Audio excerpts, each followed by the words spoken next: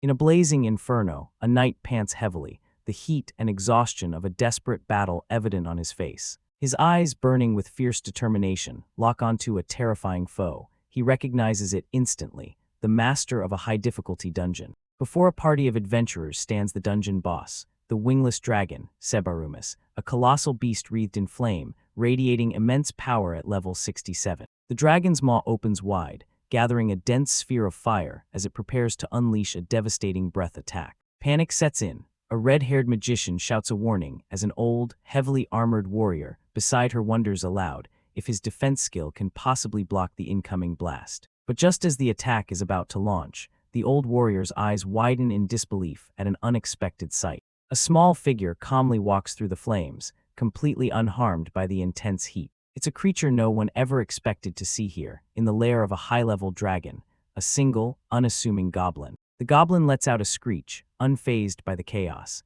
The adventurers are stunned, questioning why a low-level monster like a goblin would be in a place like this. The dragon unleashes its torrent of fire, engulfing the area in a blinding flash of light. As the flames rage, the colossal dragon lets out a deafening roar. But the goblin is not intimidated. It answers with a defiant shriek of its own, lunging forward into the fray. In a blur of motion, the goblin closes the distance, moving with impossible speed towards its massive target. The party can only watch, their faces a mask of shock and awe.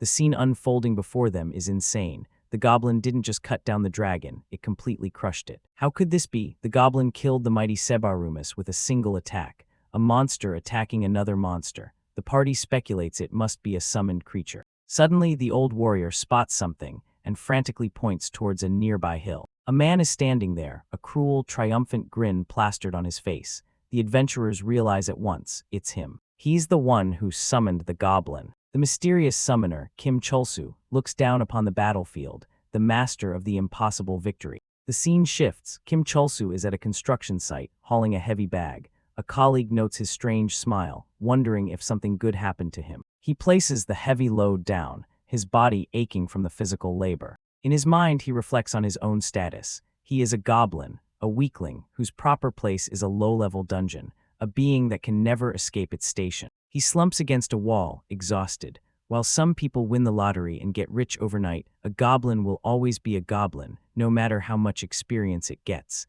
That's his reality. He's pulled from his thoughts as he overhears a conversation from his coworkers nearby. They're gossiping about a Mr. Cha, who's been so busy playing the game, Heaven's Door, that he hasn't shown up for work. The rumor is he found a hidden class and is now raking in huge amounts of money. He continues to muse on the game. While the full dive machines are expensive, the boom in internet cafes has made them accessible, allowing even broke guys like him to play. This widespread demand had a predictable effect. Real-world money began pouring into the game's economy. Eventually, the line blurred completely, and valuable game items became equivalent to real-world currency. Heaven's Door was a true game-changer. Kim Chulsu remembers that he used to enjoy it, but the emphasis on used to speaks volumes about his current feelings. Now we see him in the game. With a grunt, he swings his pickaxe, announcing his ultimate move, which is just a basic mining skill, strike rock. He dully chips away at a rock face, obtaining a meager 3 ore. He screams in frustration. After all the grinding in his real life, he has to grind even more in the game, where he's also drowning in debt. Tears stream down his face as he wails, wondering where his legendary hero story is. What Heaven's Door? It feels more like Heaven's Chore as he mines this useless ore. But then his pickaxe strikes something different. A bright green gem emerges from the rock, an advanced healing crystal. He can't believe his eyes. If he exchanges this, it's worth at least 300,000 won. A manic grin spreads across his face as he licks the crystal. This is it. This single lucky drop is the entire reason he endures the endless mining. He breaks into hysterical laughter. His wild celebration is cut short when he realizes someone is watching him. Chulsu is stunned. A woman, and a very pretty one at that, has appeared before him. She is Catherine Lei, a striking magician with long white hair and a red dress, flanked by her party members. A confident-looking male warrior and a stout dwarf. Catherine speaks first, noting that he's been mining here every day, so his skill must be quite high. Chulsu awkwardly agrees. She explains that her party is trying to get through the dungeon, but their path is blocked by a massive, crystal-infused rock, and while her party members are strong, they are clueless about mining. Catherine politely asks if a skilled miner like him could help. Cholsu hesitates, admitting that while he is skilled, his combat level is too low to safely venture deeper into the dungeon. The dwarf in her party chimes in, assuring him they will take care of any monsters. All he needs to do is follow them and mine. The dwarf suddenly gets offended, sarcastically asking if Cholsu assumed he was good at mining just because he's a dwarf. He complains about the stereotype, saying dwarves might as well die if they can't even help in a battle. Cholsu considers the offer. If he joins their party, he could share the experience points and maybe get his hands on some high-level ores.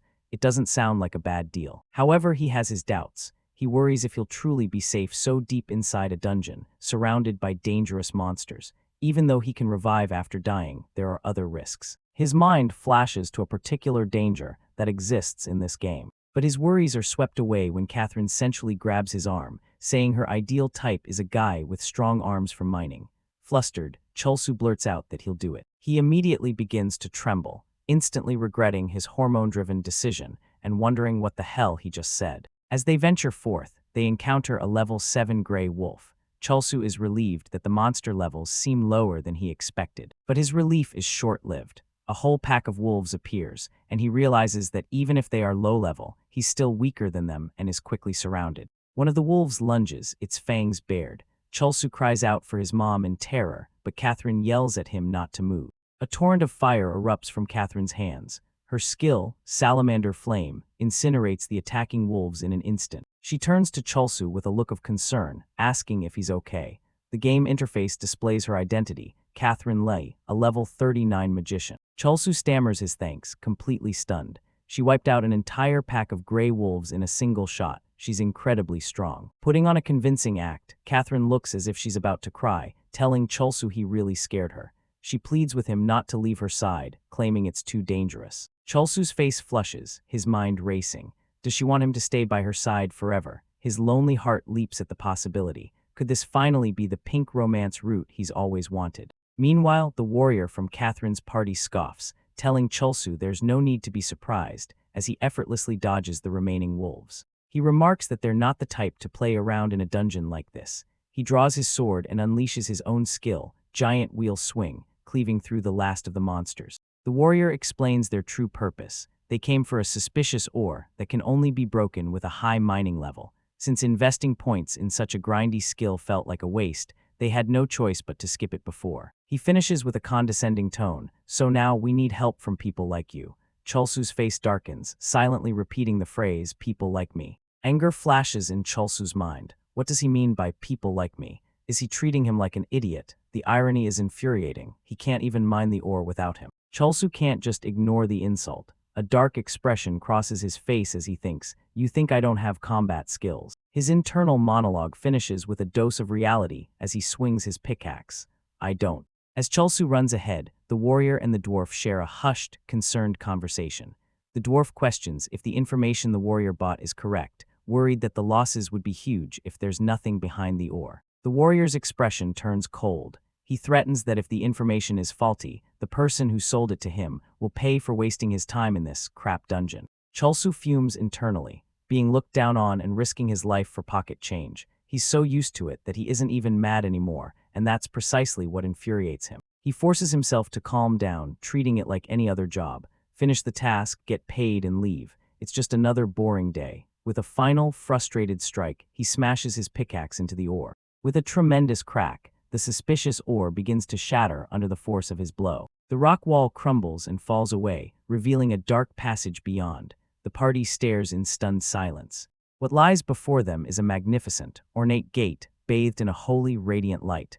Cholsu stares in awe. The warrior can't believe it. No way, he exclaims. We found a hidden dungeon. The dwarf sweats with excitement. Inside, they could find special rewards, maybe even change their class to a hidden one. The party erupts in excitement, thinking they've hit the jackpot.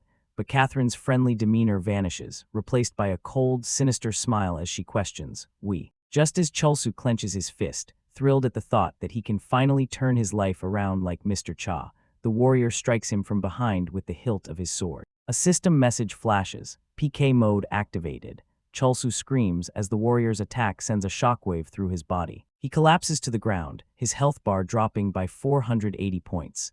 The wind knocked out of him. He gasps for air, the bitter realization of betrayal sinking in. The dwarf complains about how hard it was to find this hidden dungeon in a low-level area, and how ridiculous it is that all you need is some dumb mining skill to even access it. Catherine looks down on him coldly, telling him not to be bitter. After all, they did all the fighting and he just tagged along. The truth crashes down on Chulsu. They attacked him. These cowards knew about the hidden dungeon from the very start and used him for his skill. The scene continues right after the betrayal. The warrior from the party grabs Kim Chulsu by the hair, mockingly asking if he knew about their plan. He confirms their deceit, stating they weren't just there for fun and promises to make his end quick. With a burst of force, the warrior throws Kim Chulsu aside, sending him flying through the air. Kim Chulsu slams his fists on the ground, screaming in frustration, not just at the betrayal, but at the loss of his expensive healing crystal. "My money," he yells in anguish. As his anger subsides, he looks up and notices something crucial. The shimmering entrance to the hidden dungeon is still open. This means his former party hasn't cleared it yet. They're still inside. A fire ignites in his eyes. He refuses to leave after losing his valuable crystal. Fueled by a desire for revenge, he decides he's going to crash their party and completely change his own fate. As he looks into the dark, glittering portal of the dungeon, he makes a vow to the ones who look down on him. "I'll be your worst nightmare," he declares, before charging headfirst towards the hidden dungeon entrance. Without a moment's hesitation, Kim Chulsu dives into the unknown darkness of the portal. However, instead of a floor, he finds a seemingly endless drop. He plummets down a stone shaft, screaming in frustration, "Fucking stairs." He lands hard, taking a painful 80 points of damage. He's stunned, wondering who puts a staircase right at the entrance of a dungeon. Shaking off the fall, he realizes he actually made it inside. A status window shows his in-game name, Z Kim Chulsu's, and his dangerously low HP of 20. This must be the hidden dungeon. Kim Chulsu finds himself in a vast chamber, staring up at an enormous, menacing statue of a goblin sitting on a throne. A system message appears, identifying the area as the hidden dungeon. "Goblin Shrine," he scoffs at the smug-looking goblin statue. He questions the name, wondering if the dungeon is only filled with goblins. He feels that a hidden dungeon should be far more challenging than that. He finds the atmosphere disappointingly quiet and boring for a supposed hidden dungeon. He begins to walk, wondering where his former party members could have gone. As he cautiously moves forward, his hand brushes the ground, only for a heavy boot to suddenly stomp down on it. He looks up with a shocked and bewildered expression, trying to comprehend the scene unfolding before him. His confusion turns to horror as he sees the dead body of the dwarf from his former party lying on the ground in a pool of black blood. He lets out a terrified scream. Staring in disbelief, he recognizes the dwarf. "That dwarf from earlier. What the hell?" he mutters, his face pale with shock. A close-up shows the dwarf's lifeless face. A chat bubble from his account, VSUPRMEDWARF, appears, asking for a revive skill. Kim Chulsu knows that no such skill exists. Looking down at the body, Kim Chulsu makes a cynical guess. He thinks the dwarf is so greedy that he's deliberately holding off on reviving so he doesn't get kicked out of the hidden dungeon. Suddenly, a glaring red system alert fills his vision. It's a dire warning. "This is a high-difficulty dungeon far beyond your level. Please exit the dungeon immediately." Kim Chulsu's eye widens in terror. At the same moment, a horrifying scream echoes from deeper within the dungeon. He looks back in fear, the glowing red warning message reflecting in his eyes. He recognizes the voice that's screaming, compounding his terror. The scene cuts to reveal the source of the screams. A monstrous, giant hand has seized the warrior who betrayed him, lifting him into the air as if he were a weightless doll. He then sees another giant hand crushing the female mage of the party. She screams in agony as Kim Chulsu watches, paralyzed by the horrific display of power from the dungeon's true guardian. As the female mage is being crushed, Kim Chulsu thinks in disbelief, "Isn't this a goblin shrine?" The true boss of the dungeon reveals itself. A terrifying, slender creature glowing with a red aura towers over him. A system window identifies it as Jiger, a level 80 monster. Kim Chulsu's eye widens in pure terror. "What the hell is that thing?" he thinks, completely frozen in shock. He can't believe his eyes. A level 80 monster in what was supposed to be a low-level dungeon. Before he can even process it, Jiger opens its horrifying maw and shoves the warrior inside its throat. With a sickening crunch, the monster's hand crushes the screaming warrior, causing blood to splatter everywhere. The gruesome sight makes Kim Chulsu want to vomit. He covers his mouth, realizing the worst-case scenario is unfolding. The game's realism was far beyond what he was prepared for. He recalls that while other games chased realism, Heaven's Door fully implemented the sense of touch. Normally, safety systems would prevent the pain from low-level monster damage from being too severe. The female mage, still trapped in the monster's grip, cries out in a desperate plea, "Help me, please save me." But her pleas fall on deaf ears. Chulsu knows that getting hit by a monster dozens of levels higher is a completely different story. Panicking, he thinks, "Like hell I'd save you. What can I do against that thing?" His mind races as he remembers a terrifying feature of the game. The pain and trauma from a powerful attack don't just go away when a character revives. The game's realism is so intense that the shock from such an experience directly affects the player's brain. In severe cases, it can even lead to brain death or actual death in the real world. Faced with the possibility of a shock-induced retirement, Chulsu is paralyzed by fear. He knows he absolutely cannot allow Jiger to get its hands on him. Survival instinct kicks in. He turns his back on his former comrade and starts to run, justifying his actions by thinking, "This isn't my fault. You guys abandoned me first." As he flees, he continues to rationalize his decision. "I'm weak, so of course I'm no help," he tells himself, his footsteps echoing in the silent hall. A twisted, desperate grin spreads across his face. He has made his choice.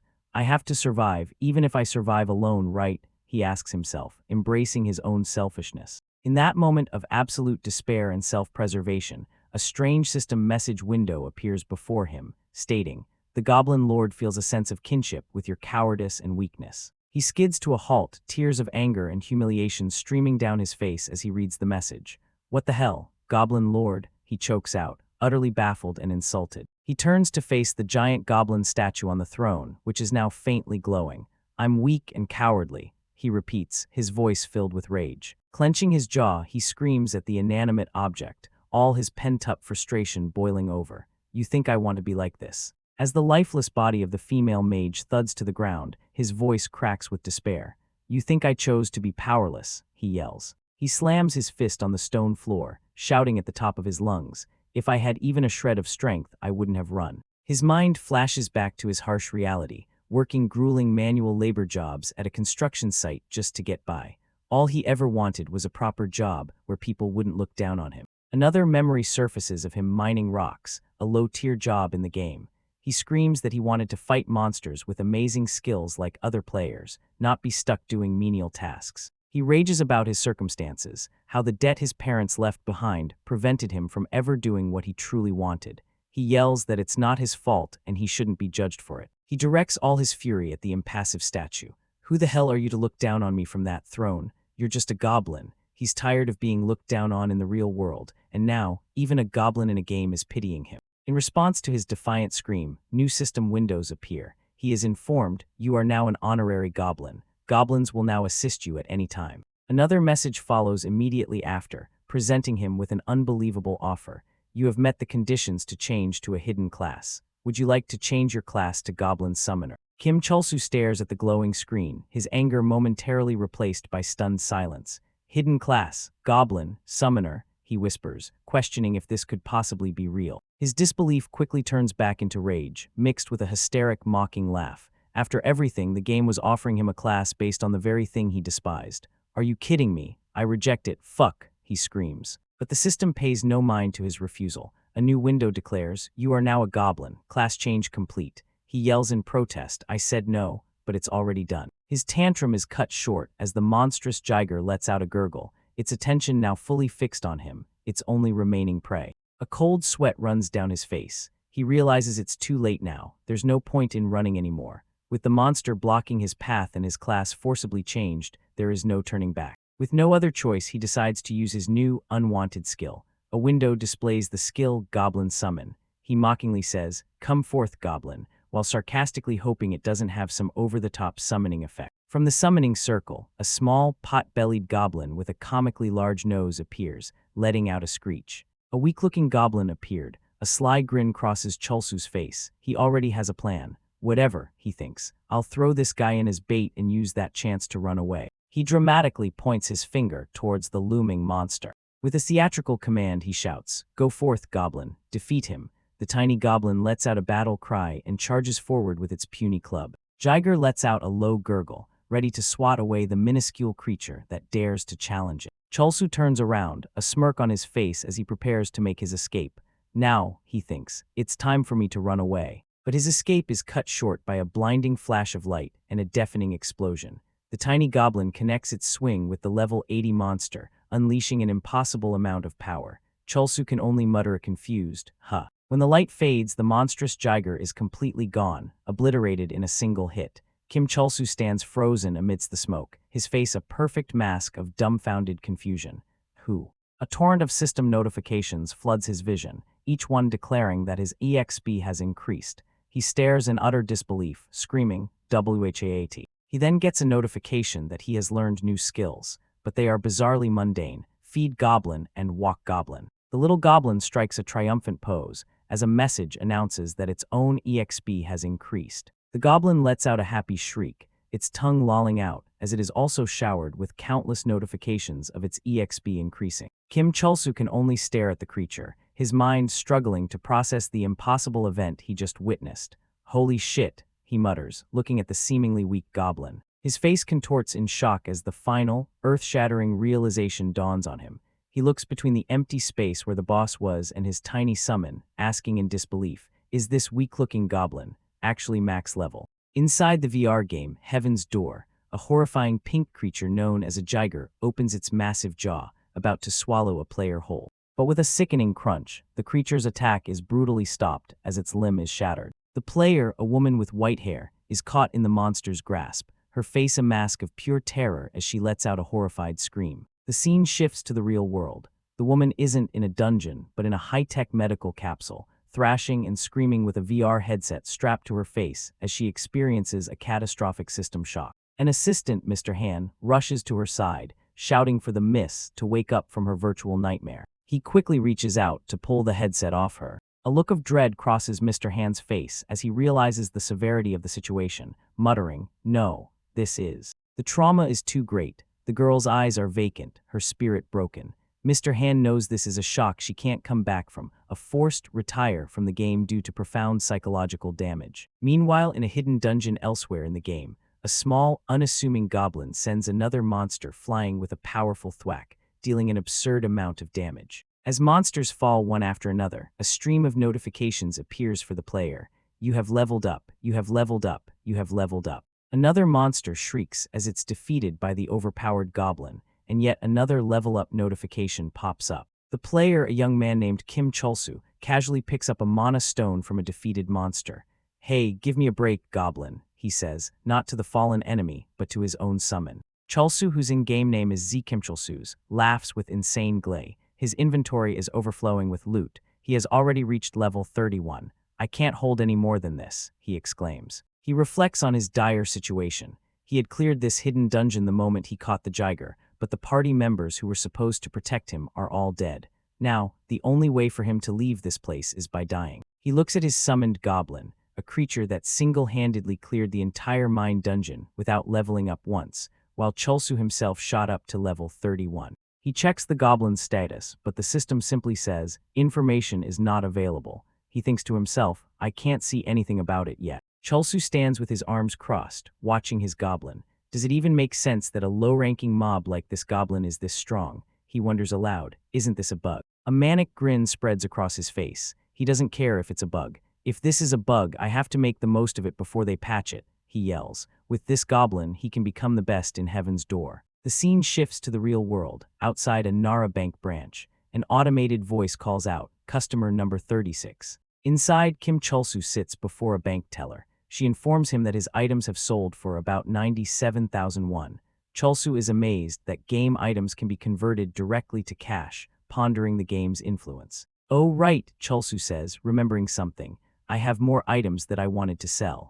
"A Jiger's membrane, its heart," he lists. The teller's eyes widen as he mentions the rare items. She quickly calculates the new total. Her jaw drops in disbelief. "WH what?" she stammers, staring at the final, astronomical number on her screen. Completely shocked, she screams for her manager. Meanwhile, Chulsu, oblivious to the commotion he's caused, casually picks his nose, wondering why she's ignoring her customer to find her boss. The teller's call is answered, and Chulsu is quickly escorted to the manager's office, where he is offered a cup of freshly poured coffee. Kim Chulsu is now in the Nara Bank manager's office. The manager, a bald man with a friendly but opportunistic smile, asks, "Is the tea to your liking?" Chulsu takes a sip and replies bluntly, "It's cold." The manager chuckles sheepishly, admitting, "Oh, I forgot to boil the water." Getting straight to the point, Chulsu asks what business the manager has with him.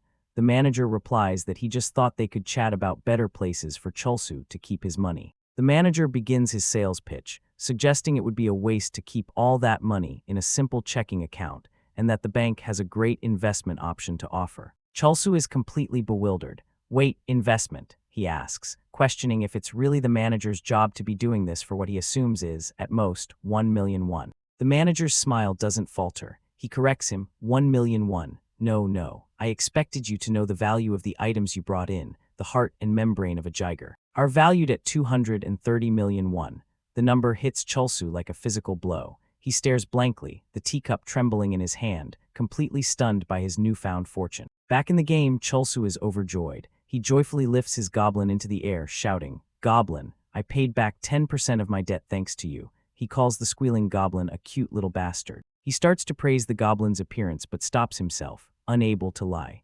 Realizing its unsightly nature could cause problems, he decides to unsummon it while they're in town. But a horrifying realization dawns on him. He can't unsummon the goblin. It's stuck with him, only disappearing upon death.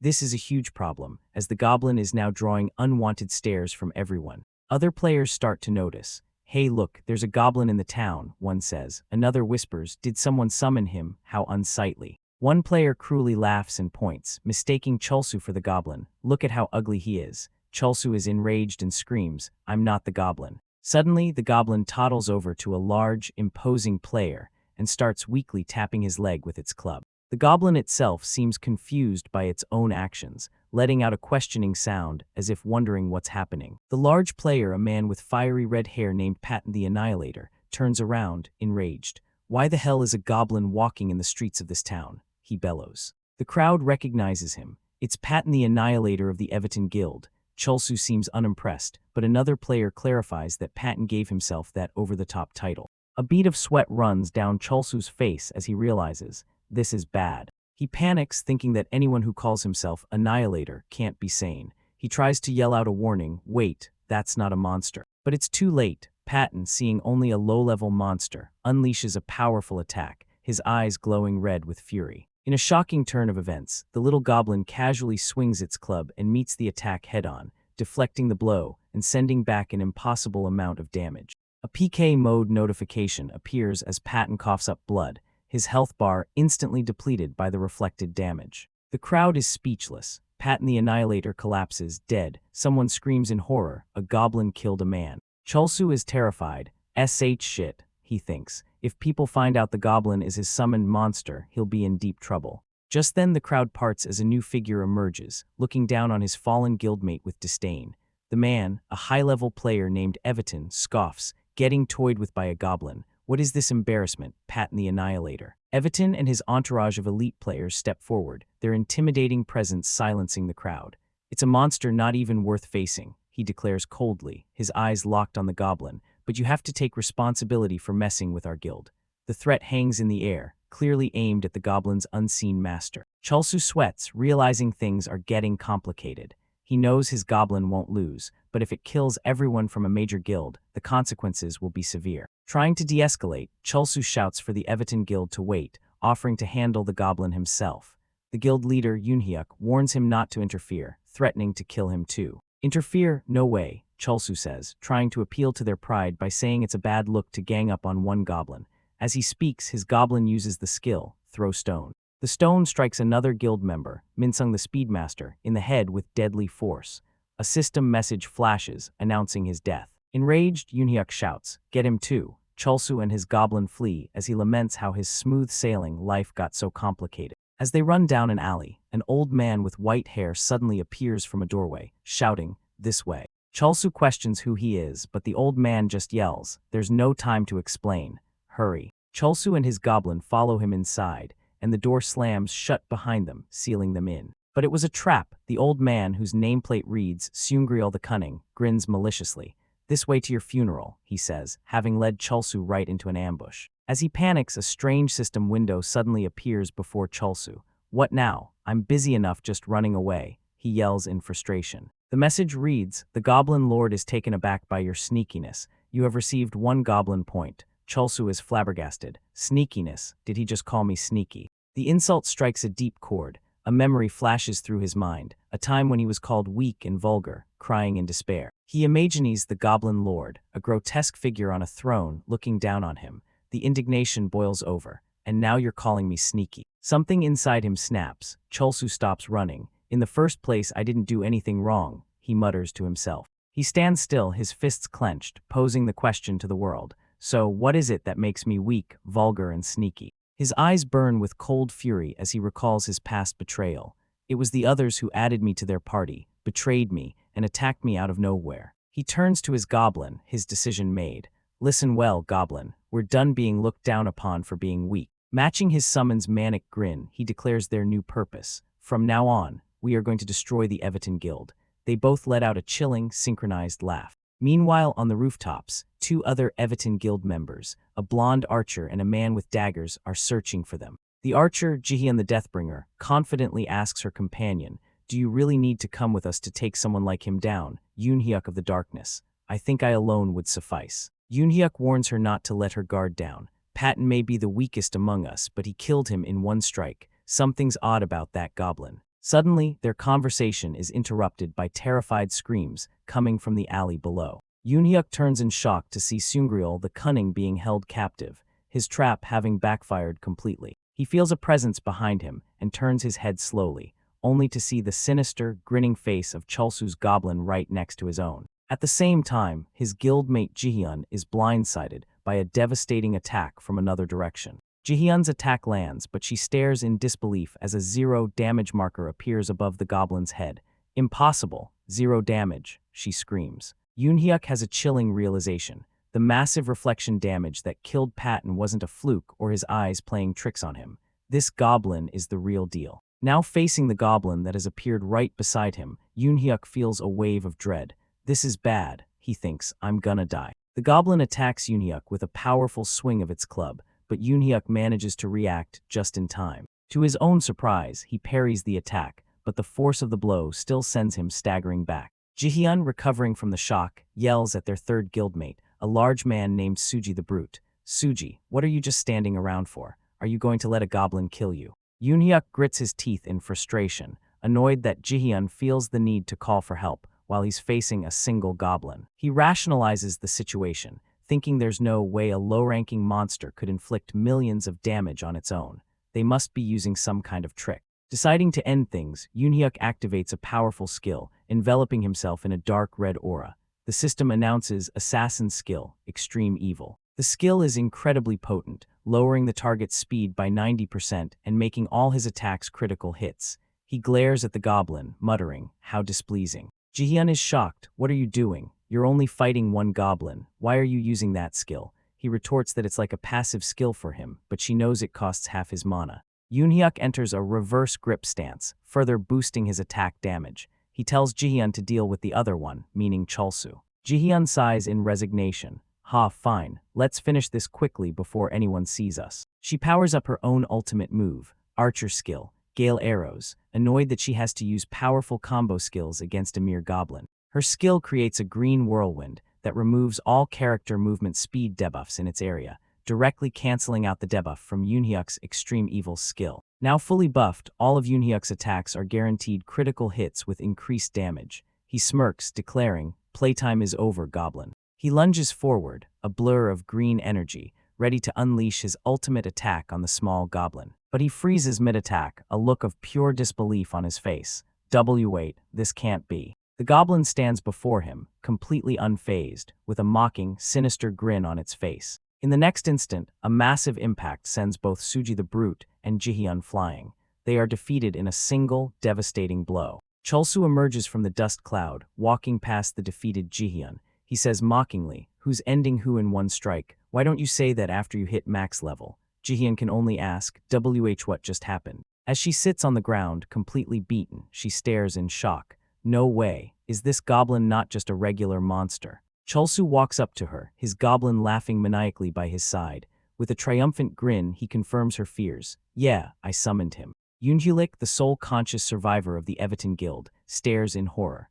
The realization dawns on her that the creature that defeated them is no ordinary monster, as a sinister laugh echoes around her. With a wide, sadistic grin, Kim Chulsu confirms her fears, proudly declaring that he was the one who summoned the goblin.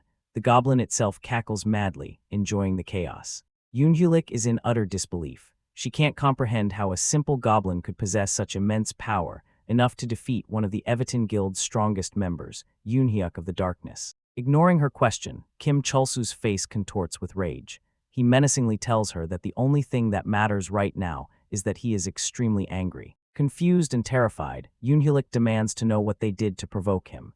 He scoffs, asking if she truly has no clue why he's seeking revenge. Kim Chulsu's face twists into a grotesque expression as he mockingly declares it's her fault for being so irresistible. Yoonhyulik screams, calling him a crazy pervert. Realizing his words were misunderstood, he quickly tries to backtrack, explaining that he meant they attacked him first, putting him and his precious thing, the goblin, on edge. His poor choice of words only makes Yoonhyulik scream louder. Worried about the commotion they're causing, Kim Chulsu grumbles that someone might get the wrong idea. He orders his goblin to shut her up. Just as the goblin is about to silence her, a crowd of onlookers in the town square below turns their attention towards the sound. Spotting the scene on the rooftop, the crowd gasps in shock, recognizing the figures from the earlier commotion. Kim Chulsu realizes he's been spotted. Annoyed that people have already gathered, he tells his goblin to forget it and prepare to run. Before they can escape, the goblin grabs Yoonhyulik and covers her mouth, muffling her scream. From the crowd's perspective, it looks like a monstrous goblin has defeated a guild and is now about to assault the last surviving woman. They scream in terror, fearing they might be next. Seeing the massive, horrified crowd, Kim Chulsu realizes his plan for a simple revenge has spiraled into a much stickier situation that he can't easily escape. Thinking fast, Chulsu decides to change the narrative. He dramatically yells at his own goblin, ordering it to stop and let the woman go. The crowd is stunned. They can't believe that a man dressed in simple beginner's gear is bravely standing up to the same monster that the entire Evitan Guild couldn't handle. The goblin lets out a noise as Yoonhyulik looks on, a tear rolling down her face, confused by this sudden turn of events. With tears streaming down his face for dramatic effect, Kim Chulsu firmly says the word, "Stop." He continues the act, loudly proclaiming to the crowd below that it's all over now, implying he has the situation under control. The crowd misinterprets his declaration, believing he means it's over for the goblin. They erupt into a massive cheer for the unknown hero. Caught up in the moment, the crowd cheers him on, shouting for him to crush the monster and wishing him good luck, completely buying into his fabricated heroic persona. Kim Chulsu is taken aback by their reaction. He's completely bewildered, wondering why they are cheering for him when they should be jeering at him as the villain. The reality of the situation dawns on him. He realizes the crowd has no idea that he was the one who summoned the very goblin he's now pretending to fight. He flashes back to his earlier, seemingly noble declaration, that he would handle the goblin himself so the Evitan Guild wouldn't get hurt. The irony of his words hangs in the air. Returning to his performance, he spreads his arms to shield Yoonhyulik, shouting for the goblin to let her go. Stunned by the charade, she can only breathe his name, "Oh, Chulsu." Internally, Kim Chulsu reflects on the heroic lines he just shouted, marveling at the absurd situation he has created for himself. He fully embraces his new role in a moment of twisted imagination, seeing himself as a true hero risking his life to save a woman, and he lets out a quiet, self-satisfied chuckle. His expression darkens as he clarifies in his mind. He's a hero saving a woman from a monster that is none other than himself. Dropping the act for a moment, he turns to Yoonhyulik and threatens her under his breath, warning her to stay silent if she doesn't want to end up like the rest of her guild. Terrified, Yoonhyulik stammers out her agreement, promising she won't tell a soul about him or his connection to the goblin. With her silence secured, Kim Chulsu gives a smug, confident smile before turning his attention back to the waiting crowd. He resumes his grand performance, pointing an accusatory hand at the goblin and loudly condemning it for daring to invade the village and harm its people. With a face full of feigned righteous fury, he bellows that he will be the one to stop the creature's rampage. To sell the performance, Chulsu activates one of his unique skills, Walk the Goblin. A glowing golden collar and chain materialize around the goblin's neck. He pulls on the ethereal chain, pretending to struggle against the goblin's might while screaming that he will not forgive it, all for the benefit of the audience below. To make the struggle look more convincing, he lets the goblin pull him forward, making it seem like he's being dragged around by its immense strength. He then dramatically digs his heels in, bracing himself and creating a cloud of dust to simulate a powerful clash as he stops the goblin's charge. With the golden chain held taut, Chulsu strikes a determined pose, looking every bit the hero he is pretending to be. The crowd watches in awe, mistaking his simple skill for an advanced restraining ability like chains of light. They can't believe a player in the beginner town possesses such a powerful technique. Chulsu internally scoffs at their ignorance. The skill is simply for taking his goblin on a walk. A system message even notes the goblin's mood has improved. Outwardly, he yells for everyone to stay back, claiming he can barely handle the dangerous beast. Watching from the rooftop, Yoonhulik isn't fooled by the theatrics. She can see the goblin's true power and estimates its level must be over 50. The crowd gasps as they overhear her assessment. The realization dawns on them. The Everton Guild wasn't weak, but rather the monster was so overwhelmingly powerful that no one in the area could have stood a chance against it. Continuing his act, Chulsu announces that while he may not be able to defeat the monster, he can use his skill to chase it away from the village. For the grand finale of his deception, Chulsu activates another skill, Goblin Feeding.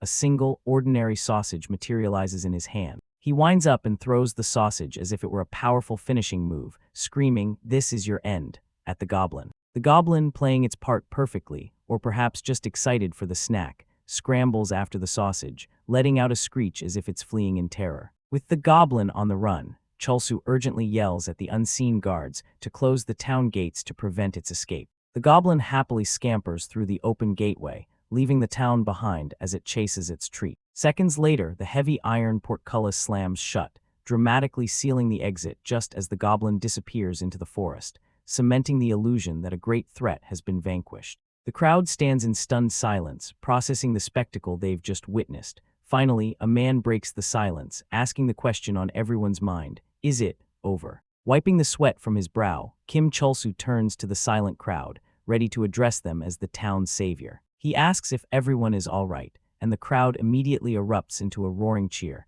celebrating him for successfully chasing away the monster. As the crowd continues to cheer, Chulsu breathes a sigh of relief. He internally notes that his plan worked, narrowly avoiding being branded as a psychopath for annihilating an entire guild. Later, after the crowd has dispersed, Yoonhulik approaches him.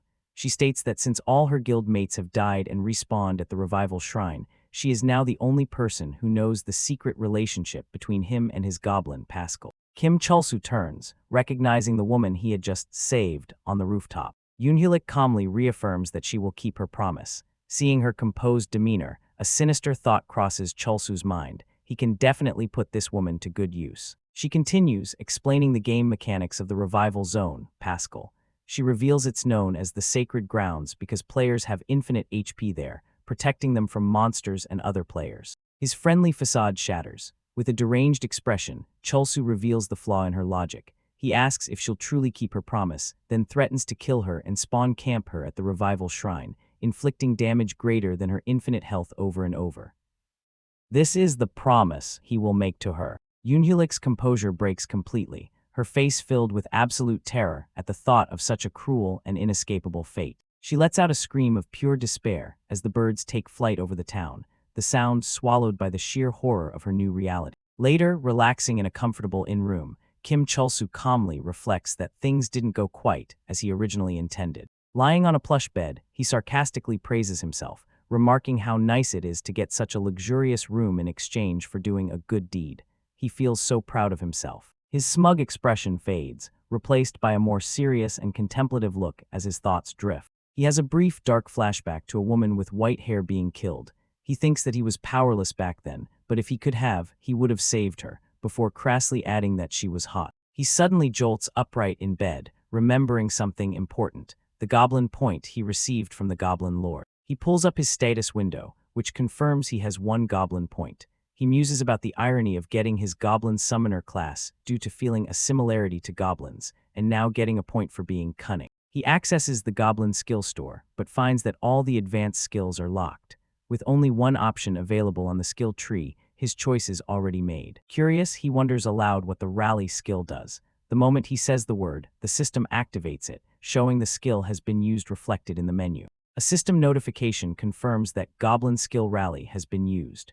Instantly, a blinding flash of light erupts as his goblin screeches, materializing right in the room with him. Chulsu screams in panic, as his massive level 999 goblin appears nose to nose with him inside the small inn room. He realizes in horror that rally is a recall skill. He frantically tries to quiet his goblin, warning it that they'll both be screwed if anyone finds out it's here. The commotion alerts the innkeeper downstairs, who calls up to ask if the adventurer is all right. Chulsu panics, yelling that he's fine and desperately telling the innkeeper to stay down there. He frantically tries to calm his agitated goblin, begging it to put down its weapon and apologizing for his earlier behavior. Seeing his own past reflected in the creature, he speaks quietly to his goblin, acknowledging that it was mocked and attacked without reason, simply for existing in a world that feared it. He lies down, sharing a moment of quiet solidarity with the massive creature. "You're just like me," he murmurs, and the goblin responds with an understanding grunt, solidifying the bond between two outcasts. As he lies in bed with his goblin, Kim Chulsu comes to a bitter conclusion about the state of things.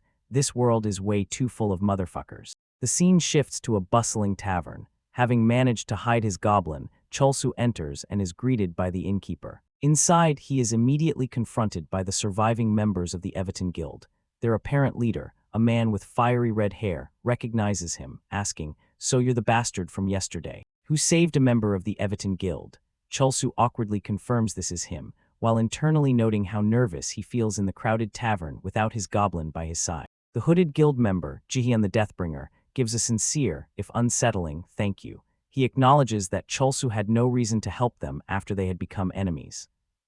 Chulsu is unnerved, wishing he would stop thanking him with such an intense death stare. A blonde guild member tells Jihyun to relax, stating that Chulsu clearly has no intention of fighting. Chulsu scoffs internally, knowing that's only because his goblin isn't present and that they are all falling for his act. Deciding to get straight to the point, Chulsu admits that he has a selfish reason for helping them, telling them there's something he needs. Jihyun seems to have expected this. He says that regardless of the motive, they are indebted to him, and as the Everton Guild doesn't let such debts go unpaid, they will help with anything they can. Chulsu explains his predicament. He's over level 30, but isn't getting much from farming in the beginner area.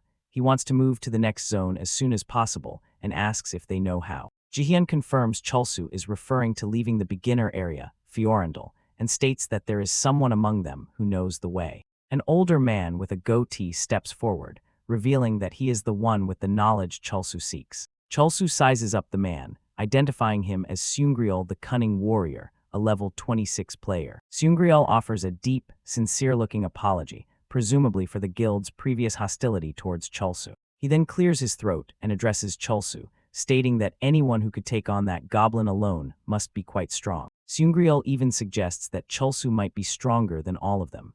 This earns a frustrated scoff from Patton the Annihilator, the red-haired warrior. Chulsu sweats, internally thinking, of course not. He knows his own power is nothing without his summon. He reflects that if Jihyun, the hooded man, had attacked him during their confrontation yesterday, he would have been killed in a single hit, just as he had promised. Seungriel begins to explain the game's mechanics. He describes the beginner area, known as Lev, which consists of 5 regular dungeons like the grass zone where slimes appear. He continues listing the different zones, including the mine dungeon and the dark forest zone. These areas, he explains, are known as open field dungeons, which can be entered at any time. Seungriel then reveals the crucial piece of information. To leave Lev, one must clear a raid dungeon. Chulsu wonders about the nature of a raid dungeon boss. It is explained that unlike open fields, raid dungeons are timed events with limited attempts. They serve as the final challenge of an area and must be cleared after leveling up sufficiently. Seungriel delivers the bad news. Lev's raid dungeon only opens once a month.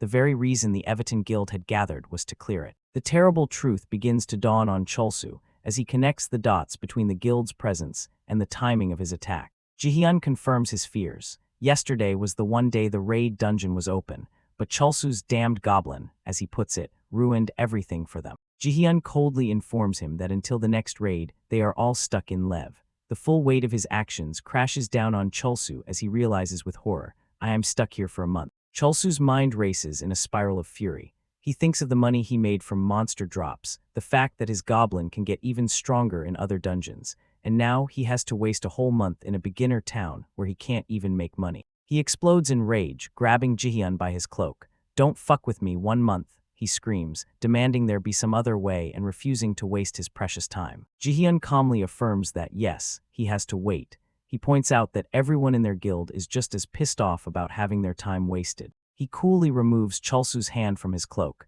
declaring that with this information, the debt for saving their guildmate has been repaid. They are now even.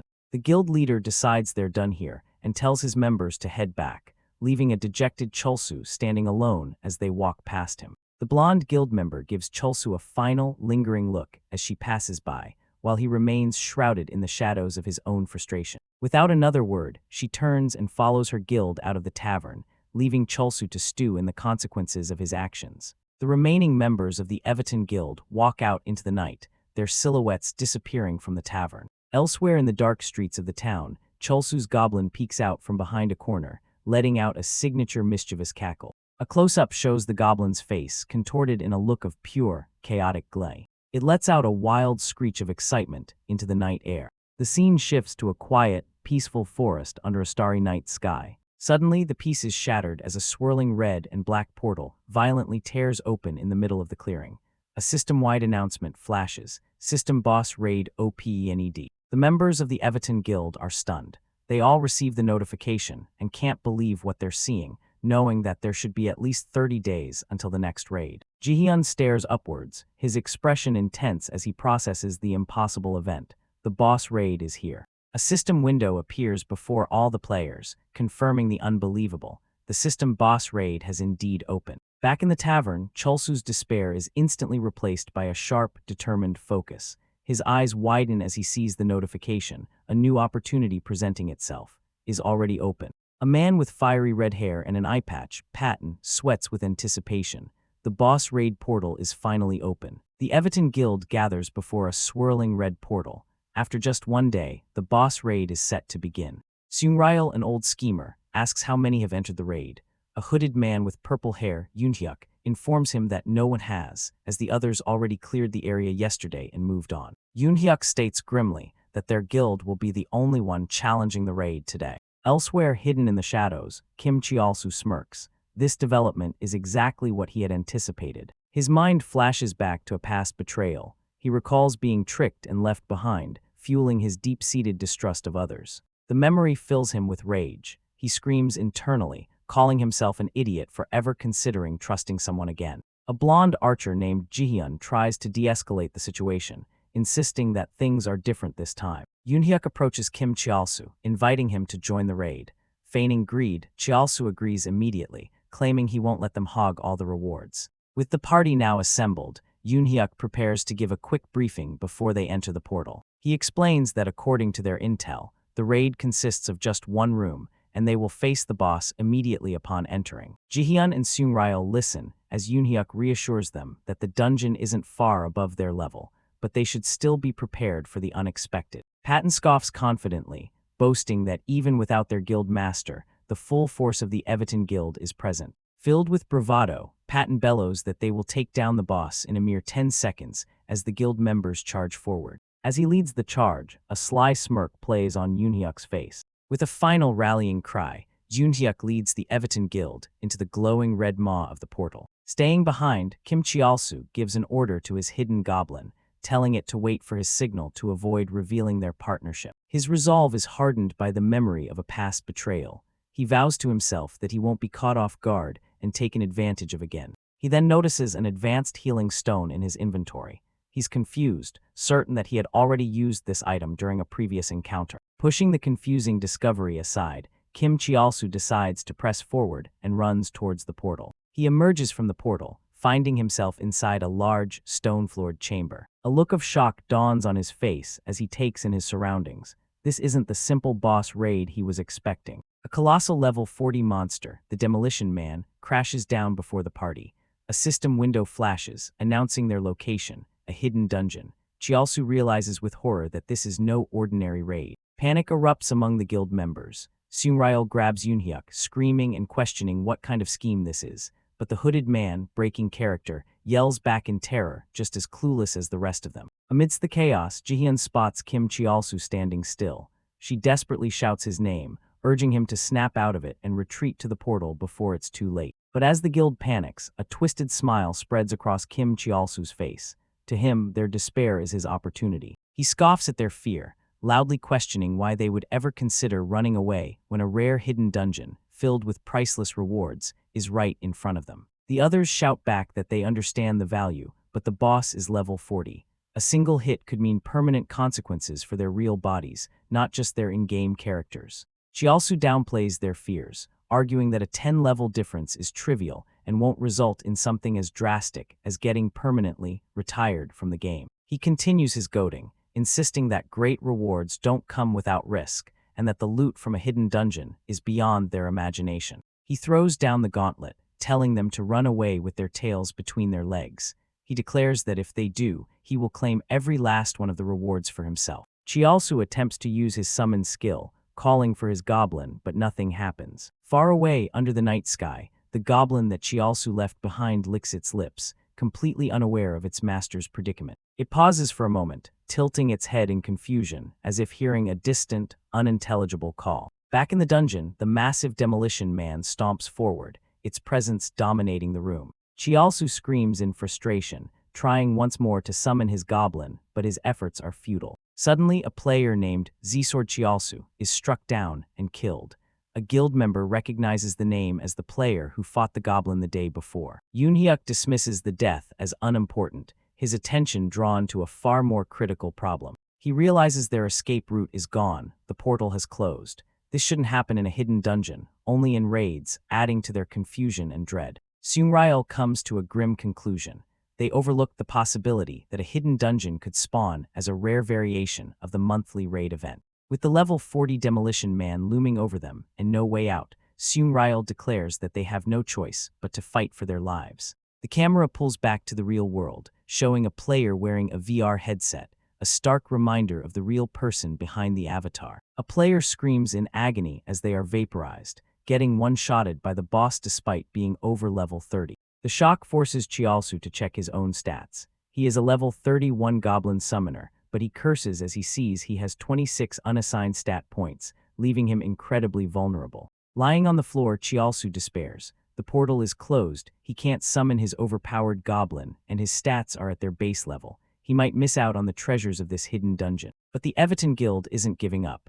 With his eyes glowing, Yoonhyuk rallies his guildmates, roaring for the monster hunt to begin. From the floor, Chialsu watches them, a flicker of curiosity in his eyes. He's no longer despairing, but observing, waiting to see what they'll do. Jihyun takes the lead, firing a wind arrow. The skill envelops the guild's 2 assassins in a green aura, doubling their movement speed. Seungryul lays out the plan. The 2 fastest members, Yoonhyuk the Dark and Minseong the Swift, will use Jihyun's speed buff to blitz the boss and expose a weak point. Now glowing with immense speed, the 2 assassins dash across the floor, closing the distance to the giant demolition man in an instant. The demolition man lets out a furious roar as the 2 assassins, moving like blurs, begin their assault. Yoonhyuk and Minseong unleash a rapid series of slashes, their blades striking the boss's legs in a perfectly coordinated dance of steel. Their strategy is simple. Every monster must have a weak point. By unleashing a combined 32-hit slash combo, they plan to probe its entire body to find the area most susceptible to damage. But the attack proves useless. Yoonhyuk asks for a damage report, and Minseong confirms the worst. Every single one of his attacks registered as 0 damage. It's a rare and deeply unsettling result. Yoonhyuk reports the same outcome. He deduces 2 possibilities. Either the boss's defense is astronomically high, or something else is at play. As the demolition man looms over them, Yoonhyuk considers the second, more terrifying possibility. To test his theory, Yoonhyuk leaps onto the boss's massive frame, ready to unleash a stronger attack. He activates his powerful skill, Peerless Sword. The attack connects, but the damage number that appears is immediately nullified. The truth dawns on him with chilling certainty. It's not that their attacks aren't registering. Weak attacks simply have no effect on this monster whatsoever.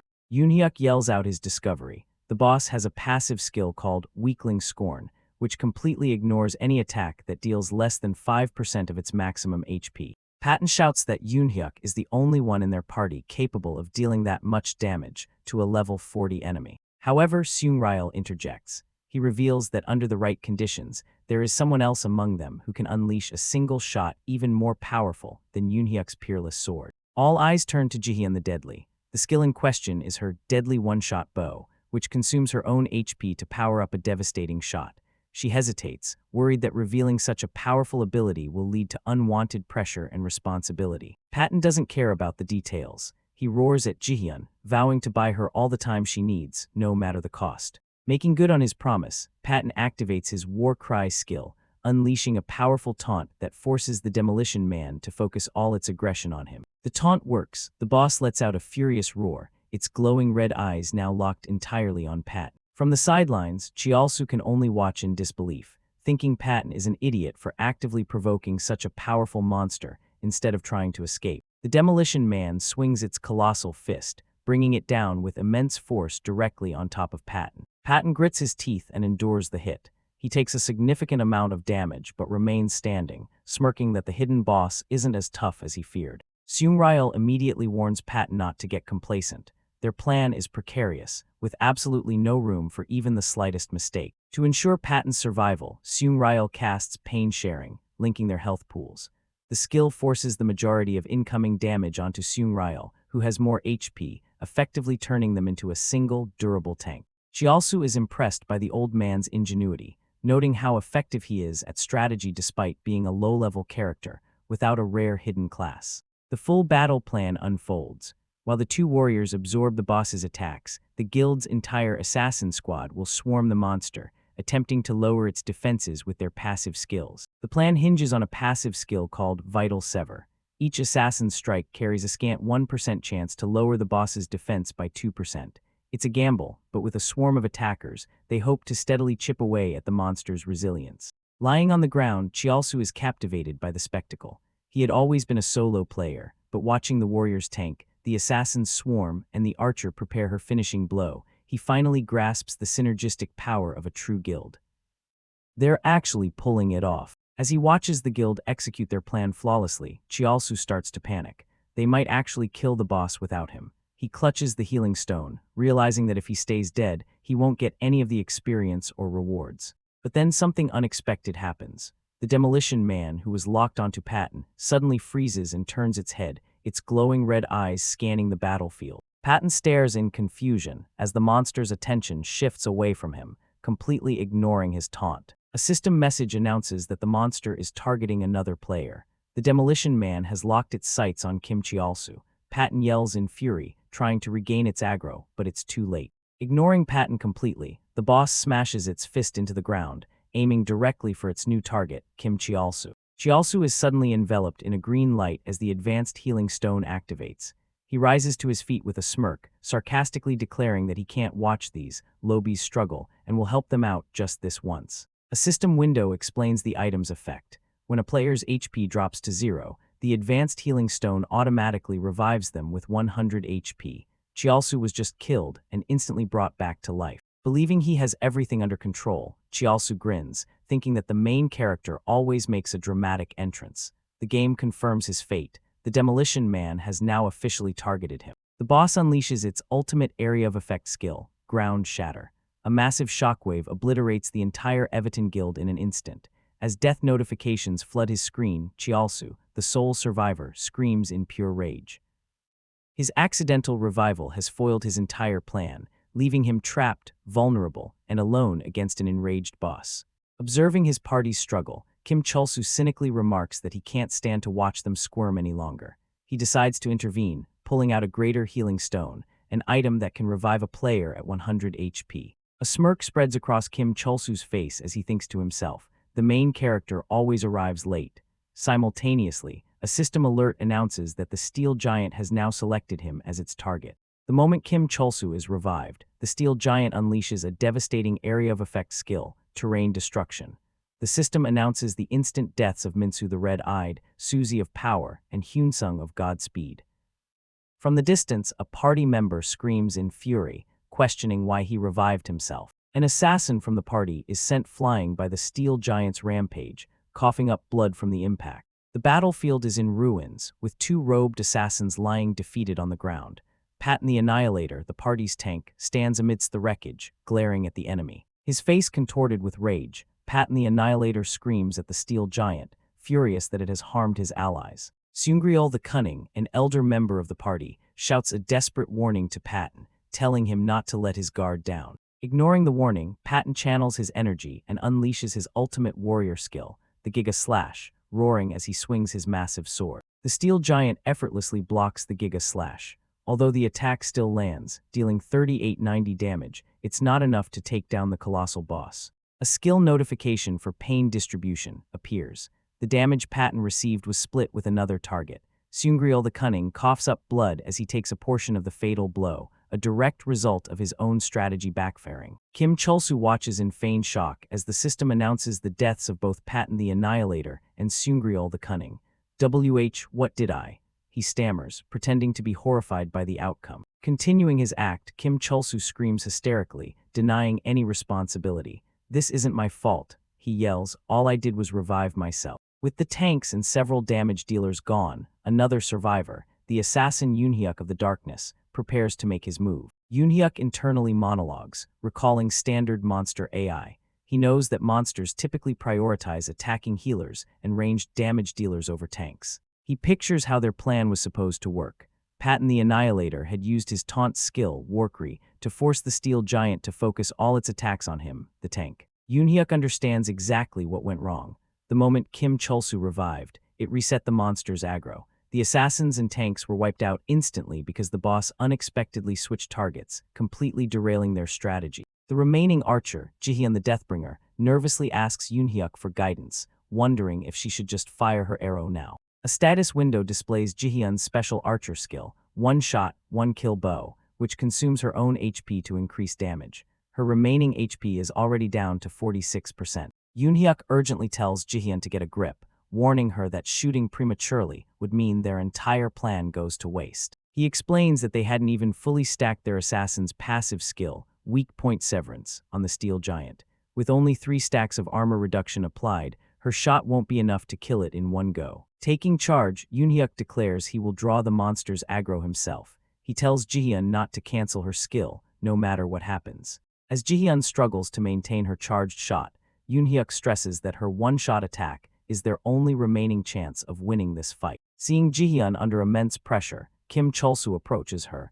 and innocently asks if there's anything he can do to help. Jihyun snaps, her voice filled with desperation and fury. She questions what he could possibly do without his goblin, screaming at him to just stay out of the way. She dismisses him as a complete nuisance. In response, Kim Chulsu feigns hurt, his dejected expression masking his internal thoughts. Why are you looking at me like that?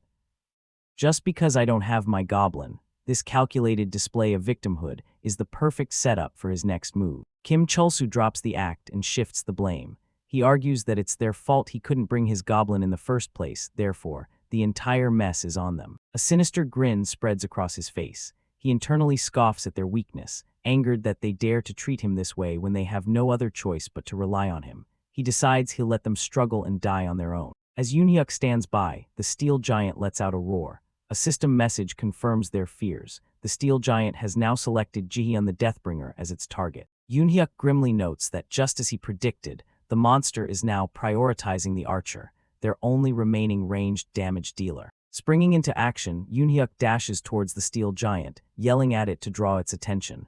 "Where are you looking? I'm your opponent," he shouts. Acknowledging the risk, Yoonhyuk unleashes his own skill, Twin Blade Rave, a flurry of purple energy strikes that deal 1920 damage to the giant. The steel giant roars in fury, its red eyes glowing as it registers the damage from Yoonhyuk's attack. Yoonhyuk leaps back onto a higher ledge to reposition himself, determined to keep the pressure on the boss. It's not over yet, he thinks. He charges forward again, explaining through his actions the classic method of drawing aggro from a monster. He lands another hit with his Twin Blade Rave, dealing a further 1908 damage directly to the steel giant's head. Yoonhyuk gracefully dodges and weaves, his twin blades a blur of motion as he continues his assault. His eyes are filled with fierce determination as he presses his attack, focusing all of his skill on the giant. He lands a third powerful strike, dealing 1912 damage, and shouts that another way to aggro a target is to simply deal the most damage. Yoonhyuk pants covered in frost from the giant's proximity. He scoffs in frustration. "So it's only after 3 of my all-out attacks that you even consider me a threat." His efforts finally pay off. The steel giant looms over him as a system notification confirms. The steel giant has selected Yoonhyuk of the Darkness as its target. Looking at the boss's remaining health, Yoonhyuk thinks that even though the weak point severance skill only had 3 stacks, his damage should have compensated for it. Now that he has the boss's full attention, Yoonhyuk believes all that's left is to buy Jihyun some time. He taunts the giant, "What's the matter, you mad?" Yoonhyuk prepares to activate his defensive skill, Quick Evade, which allows him to dodge all physical attacks for the next 3 seconds. He declares that the giant's next 3 seconds are his. But as he tries to activate the skill, a terrifying message appears. "Your MP is insufficient." Yoonhyuk's eyes widen in disbelief and horror. With no MP to dodge, Yoonhyuk is left completely defenseless as the steel giant brings its massive weapon down on him. He lets out a final scream. Kim Chulsoo watches silently as the tragedy unfolds, his expression unreadable. Yoonhyuk's lifeless body falls to the ground. A system message coldly announces his death. Kim Chulsoo looks down at the fallen assassin, a single word on his lips, "You." Kim Chulsoo's face twists into a mask of theatrical rage. He screams at the dead party, berating them for their confidence and asking what went wrong. He yells that he should have just stayed down and not revived himself. Jihyun, who is still charging her bow, can't believe his audacity. She yells back, asking if he seriously thinks she's stupid. She screams that his revival ruined everything. The two get into a heated argument. He accuses her of being an idiot, and she retorts that if she had just 10 more seconds, she could have killed the boss easily. He selfishly screams that he'd rather they all die than see them get the reward without him. The steel giant roars, its red eyes glowing with menace as it prepares to strike. Kim Chulsoo and Jihyun stop their argument, their faces filled with matching expressions of pure terror as they realize the boss is about to attack. Their worst fears are confirmed as a system message announces that the steel giant has once again selected Jihyun the Deathbringer as its target. Putting aside her anger, Jihyun realizes this is no time for pointing fingers. Though her skill isn't fully charged, she knows this is her only chance to shoot. As Jihyun prepares to fire, she notices Kim Chulsoo approaching her and asks what he's doing. A wicked grin appears on Kim Chulsoo's face. He asks her a simple question, "You can't move while you're charging, right?" Before Jihyun can react, he grabs her by the neck of her shirt. She looks at him in shock, demanding to know what he's doing. Terrified, Jihyun screams at him to not come near her, believing he intends to harm her. To her complete astonishment, Kim Chulsoo lifts her up and starts running at an incredible speed. He reminds her that she said she needed 10 more seconds. As he sprints across the room with her in tow, the steel giant misses its attack, smashing the ground where they just stood. Kim Chulsoo lets out a wild cheer. Jihyun is in disbelief, trembling as she asks how he can be almost as fast as Yoonhyuk of the darkness, their party's assassin. With a crazed expression, Kim Chulsoo reveals his secret. He spent all his stat points on agility. He explains that even a dedicated assassin wouldn't invest all their points in a single stat like he did. He boasts that while he may not be an assassin, his movement speed can certainly match one. His internal monologue reveals another layer of his plan. The argument they just had wasn't just a fit of rage, it was a calculated subhuman act that earned him a special Goblin point. He questions the game's morality, wondering if the Goblin Lord is rewarding him for being in the wrong. Jihyun yells that her skill is finally ready. Kim Chulsoo tells her to shoot, but she protests that it's nearly impossible to aim while moving at this speed. She grits her teeth, knowing that if this shot misses, it's all over. Kim Chulsoo coldly tells her not to even mention that possibility. His face twists into a greedy smile as he declares that he'll need to be repaid 100-fold for the blood he lost and the expensive greater healing stone he used. The steel giant roars, preparing another powerful attack. The boss smashes its fists into the ground, sending a shockwave across the room. As they are launched into the air by the shockwave, Jihyun finally unleashes her skill, the one-shot, one-kill bow. A system message shows Jihyun's HP is now at a critical 1%. With a manic grin, Kim Chulsoo screams, "End IT." The arrow hits its mark, but the steel giant isn't finished. It begins to glow with red energy, roaring as it activates a final, devastating AoE skill, World Demolisher. A massive explosion of energy erupts from the boss, engulfing the entire area. Kim Chulsoo looks on in horror, cursing as he realizes the boss was hiding a skill like this. Kim Chulsoo's mind races, doing the grim math. The attack covers all directions. With Jihyun at a sliver of health and himself at only 100 HP from the revival, he knows they will both die instantly if the attack connects. Jihyun panics, realizing she can't hit the boss like this, but just as she despairs, her brain shows her something. Is it a solution to their predicament? No, it's a memory of how she used to play with her friends. Kim Chulsu remarks on the good times, but Jihyun screams that it's her life flashing before her eyes. Suddenly, a strange clawed hand tears through the fabric of the dungeon space itself. A familiar, lanky green figure emerges with a cackle. It's Kim Chulsu's Goblin, having finally arrived on the scene. Kim Chulsu erupts in a rage, screaming at his Goblin for taking so long.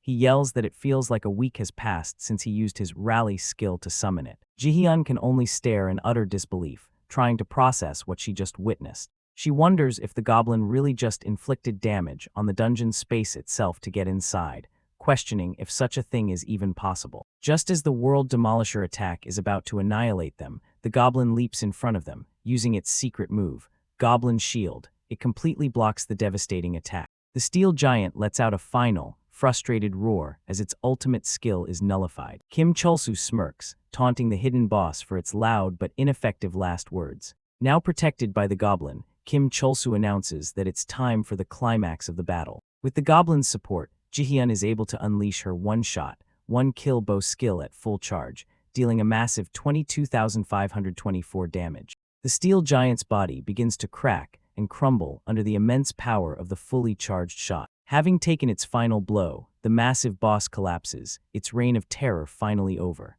A system message appears, officially confirming their victory. You have cleared the hidden dungeon, Chamber of the Steel Giant. Jihyun stands in stunned silence, barely able to comprehend that they actually won and cleared the hidden dungeon. As a reward for their victory, a system window announces that Jihyun has leveled up, jumping from level 27 to 31. Kim Chulsu also receives a level up notification. He strikes a pose as he levels up from 31 to 34, gaining 3 levels from the boss fight. But Kim Chulsu isn't celebrating his new levels. His eyes bulge with greed as he screams for his real prize, the reward, gimme my reward now. Following the intense raid, a system notification announces that all fallen characters have been revived.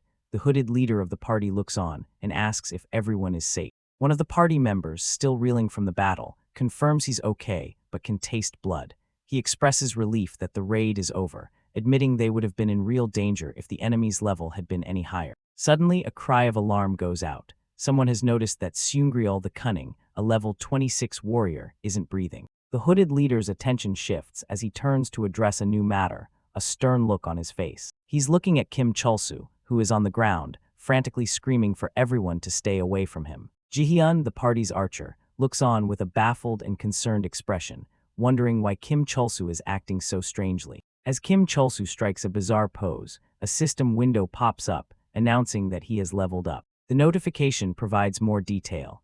Kim Chulsu's, the Goblin Summoner, has jumped from level 31 to level 34. However, the level up isn't what's on Kim Chulsu's mind. He desperately screams for his reward, a look of pure avarice on his face. But his hopes are dashed by another system message. It states bluntly, "You have not met the condition for the hidden class." Jihyun looks on in disbelief, echoing the system message. She too is shocked that she hasn't met the condition for the hidden class. She turns away, bow in hand, questioning if clearing the hidden dungeon wasn't a sufficient condition to unlock it. Kim Chulsu, however, seems to understand the situation. He reasons that just like they needed the Goblin Lord's favor to advance their class, there must be another specific condition within the hidden dungeon they failed to meet. He continues to ponder the requirements, thinking that as long as the condition is fulfilled, they can advance without defeating the boss. It seems the most natural order of things. He muses about what that class could be, but quickly dismisses the thought.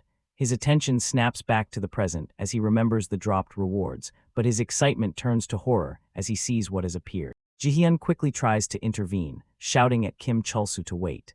She argues that while he may have landed the finishing blow, everyone fought together, and the rewards must be distributed after a group discussion. Kim Chulsu responds with a guttural, almost inhuman snarl, his face contorted with rage and greed. The other party members watch his bizarre behavior. One of them mockingly asks if he's supposed to be Gollum, while Kim Chulsu seems to be screaming "My President," which the other corrects to "Precious." The party leader steps forward, acknowledging that while they have received Kim Chulsu's help twice, their goal is achieved.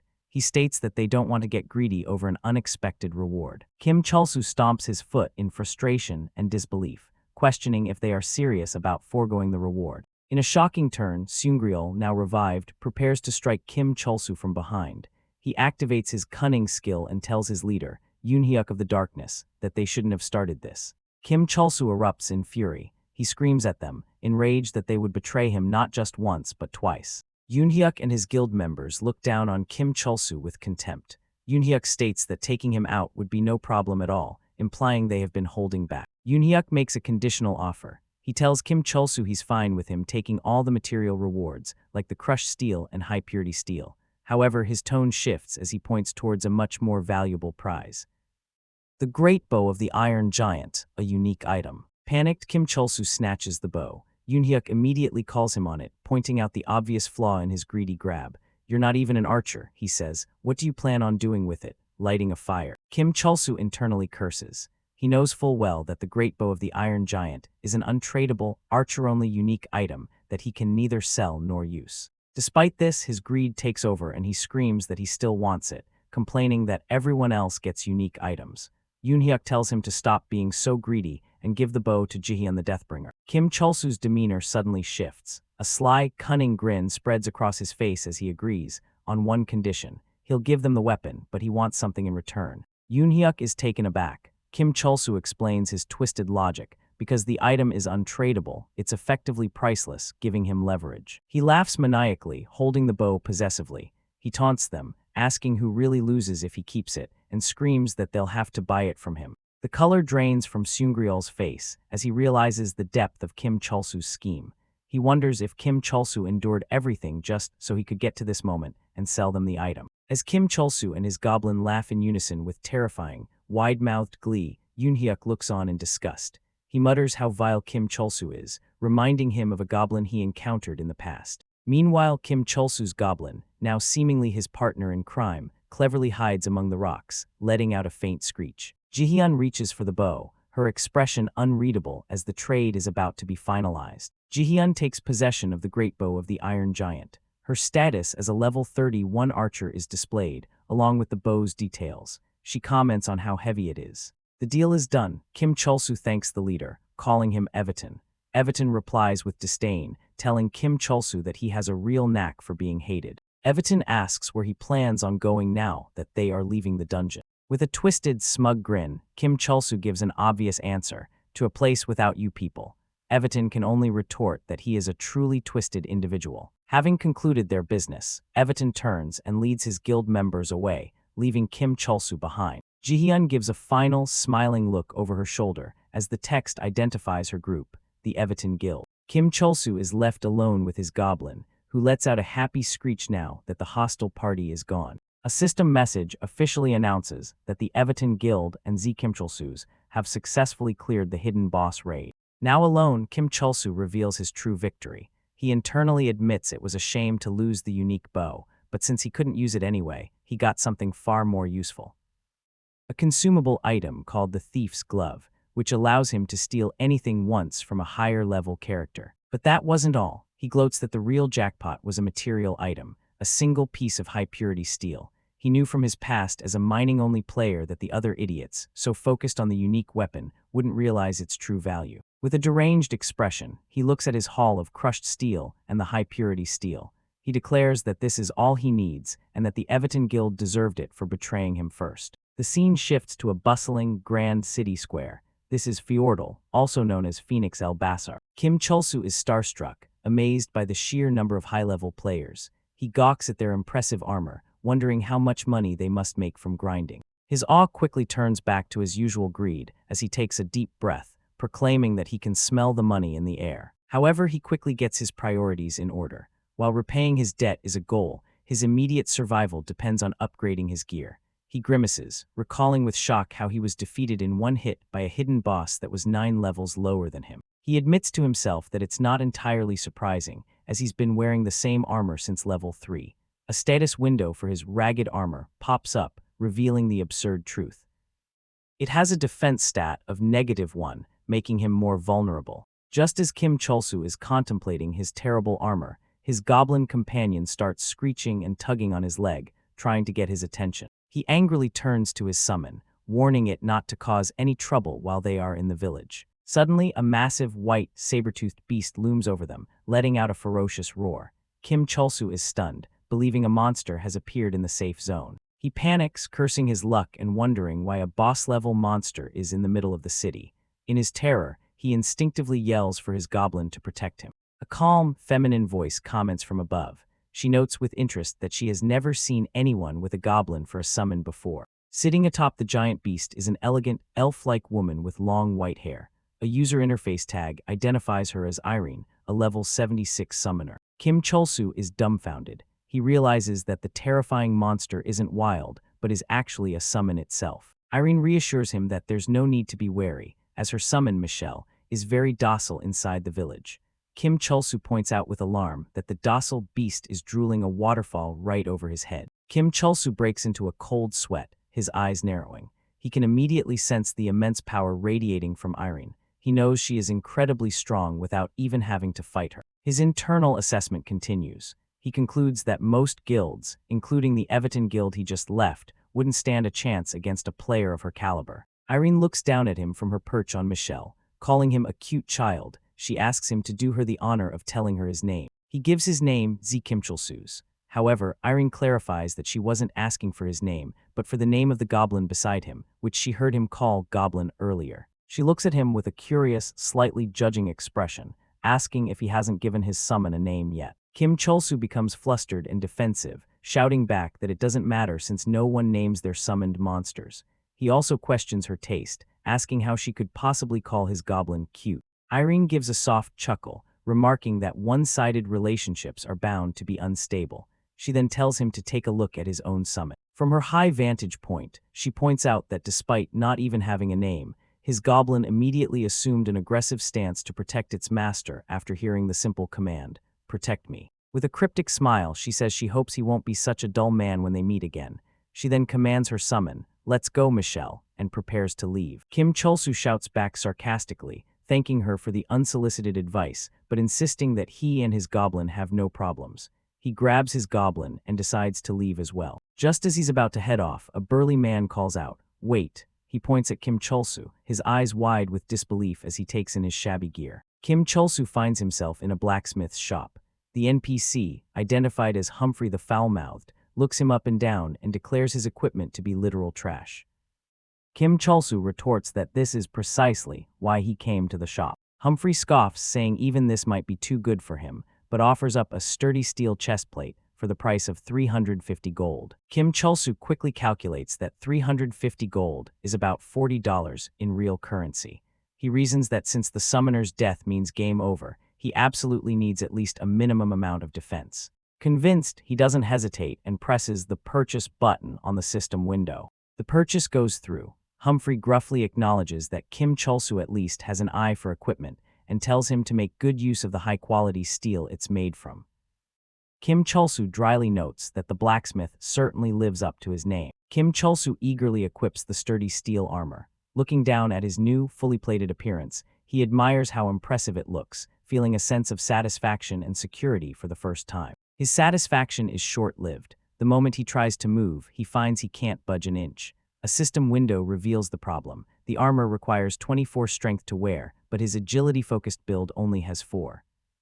Humphrey bellows that people like him are better off not moving at all. Kim Cholsu curses his luck, realizing he has no choice but to sell the armor back. Humphrey smugly offers to buy the trashy chestplate, which he just sold for 350 gold, back for a paltry 30 gold. Kim Cholsu is outraged. He can't believe he's being openly scammed by an NPC, losing over 300 gold in a matter of minutes. Just as he's fuming over the loss, a large, yellow exclamation mark, the universal sign for a quest, appears above Humphrey's head. Kim Cholsu points it out, asking Humphrey what the mark is. The NPC, unable to see player-specific UI, is just confused and says there's nothing there. Suddenly, Humphrey begins to panic, frantically searching his workshop and throwing things around.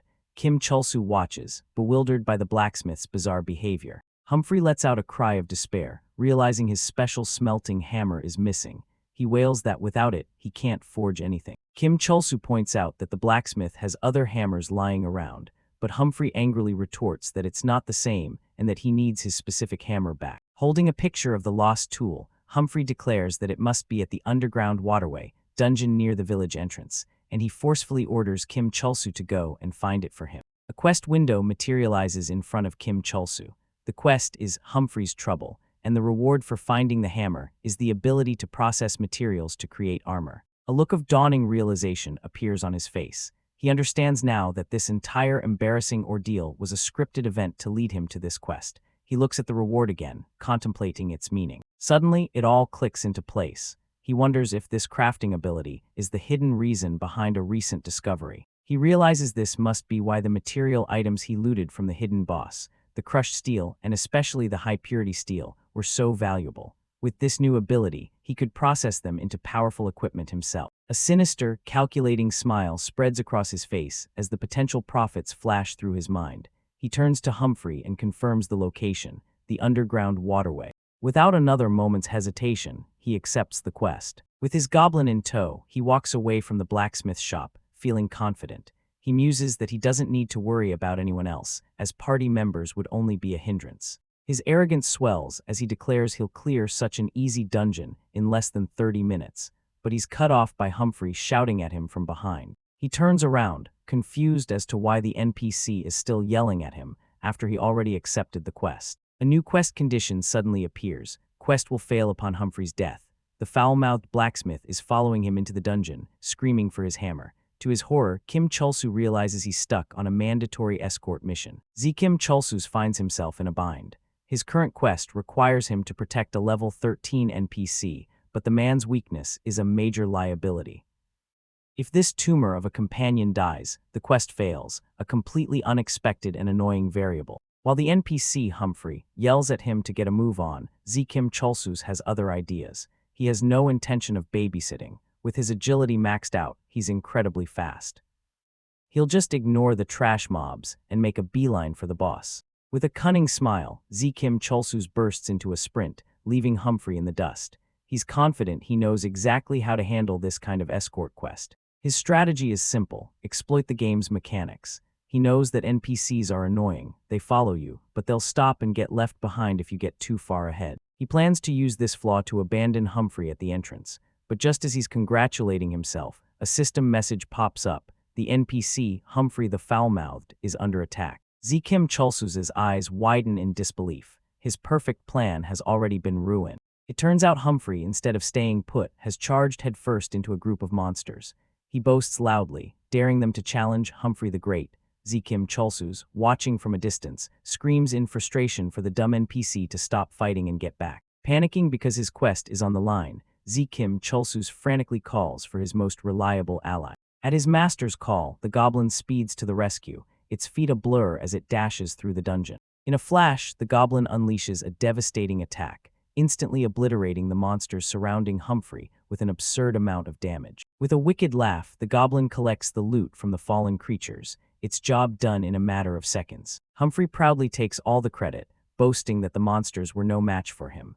Behind him, Kim Chulsu can only grind his teeth in silent rage at the NPC's delusion. Suddenly, Humphrey's expression turns serious. He senses a new presence somewhere deeper in the dungeon. Without a moment's hesitation, Humphrey bellows a challenge and charges recklessly toward the unseen enemy.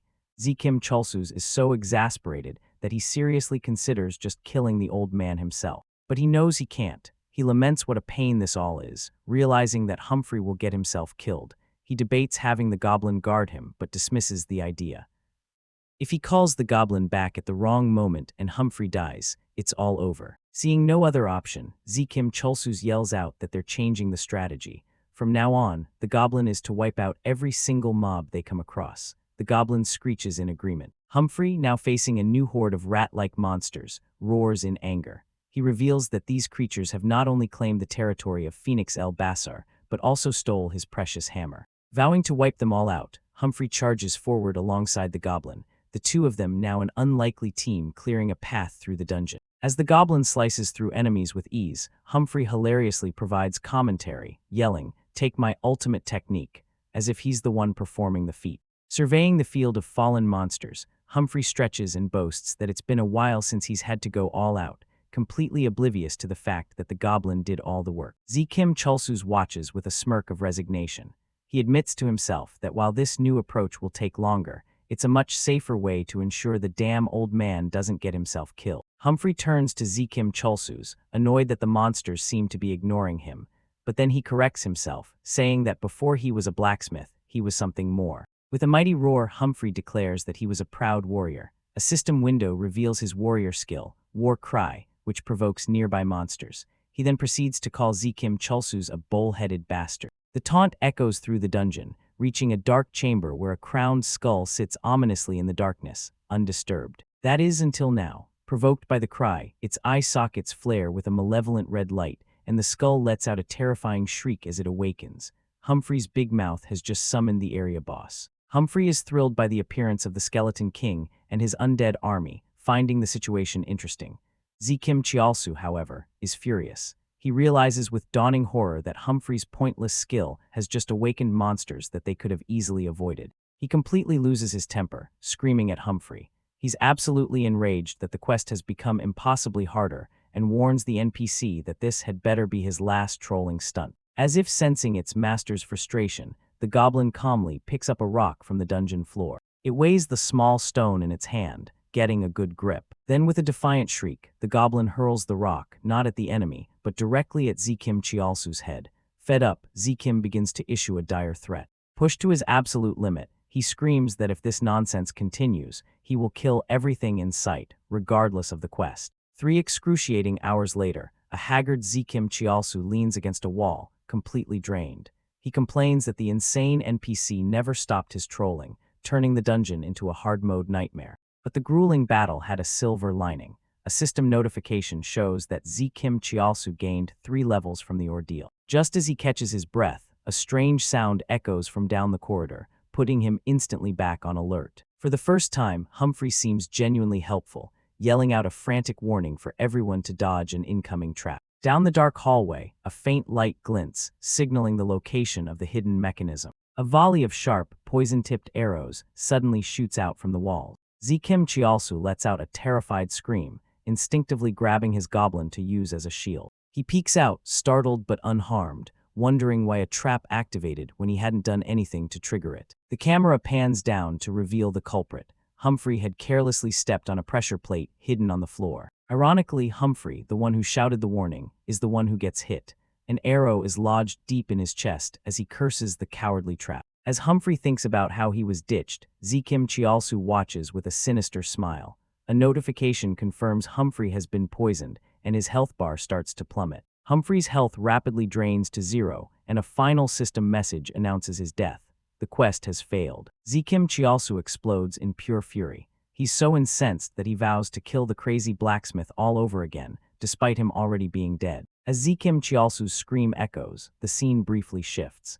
A mysterious man in a suit looks down from a high vantage point, having finally located his target. He adjusts his glasses, his eyes locked on his prey as he mutters the name, Zikim Chialsu. The scene snaps back to Zikim Chialsu, who is still yelling Humphrey's name in rage.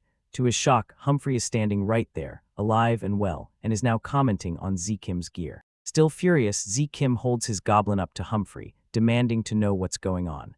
The old man, however, simply thanks him for finding his hammer, mistaking Zikim's rage for a final will. Zikim Chialsu is completely dumbfounded. After all the rage and frustration over Humphrey's death, a simple thank you is the last thing he expected.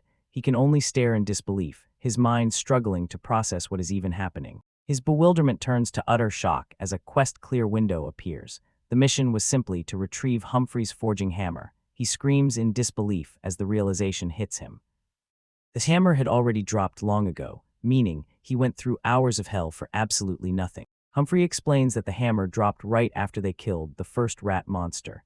Enraged, Zikim Chialsu screams at him for not mentioning it sooner. Humphrey just scoffs, saying the only thing he needed to tell Zikim was that he was trash. With the quest surprisingly over, Humphrey begins a speech, stating that the quality of any piece of equipment depends on the amount of sweat a blacksmith puts into it. He tells Zikim Chialsu to watch closely as he begins to work, striking a piece of high-purity steel with his newly recovered hammer. Surrounded by the heat of the forge, Humphrey dramatically declares that he, the best blacksmith, will use this high-quality material to forge a masterpiece. Humphrey proudly announces that a fine piece of gear has been forged, but Zikim Chialsu retorts that since Humphrey didn't even sweat, the quality must be low, mocking the blacksmith's own words. But as Zikim touches the new armor, he is left speechless.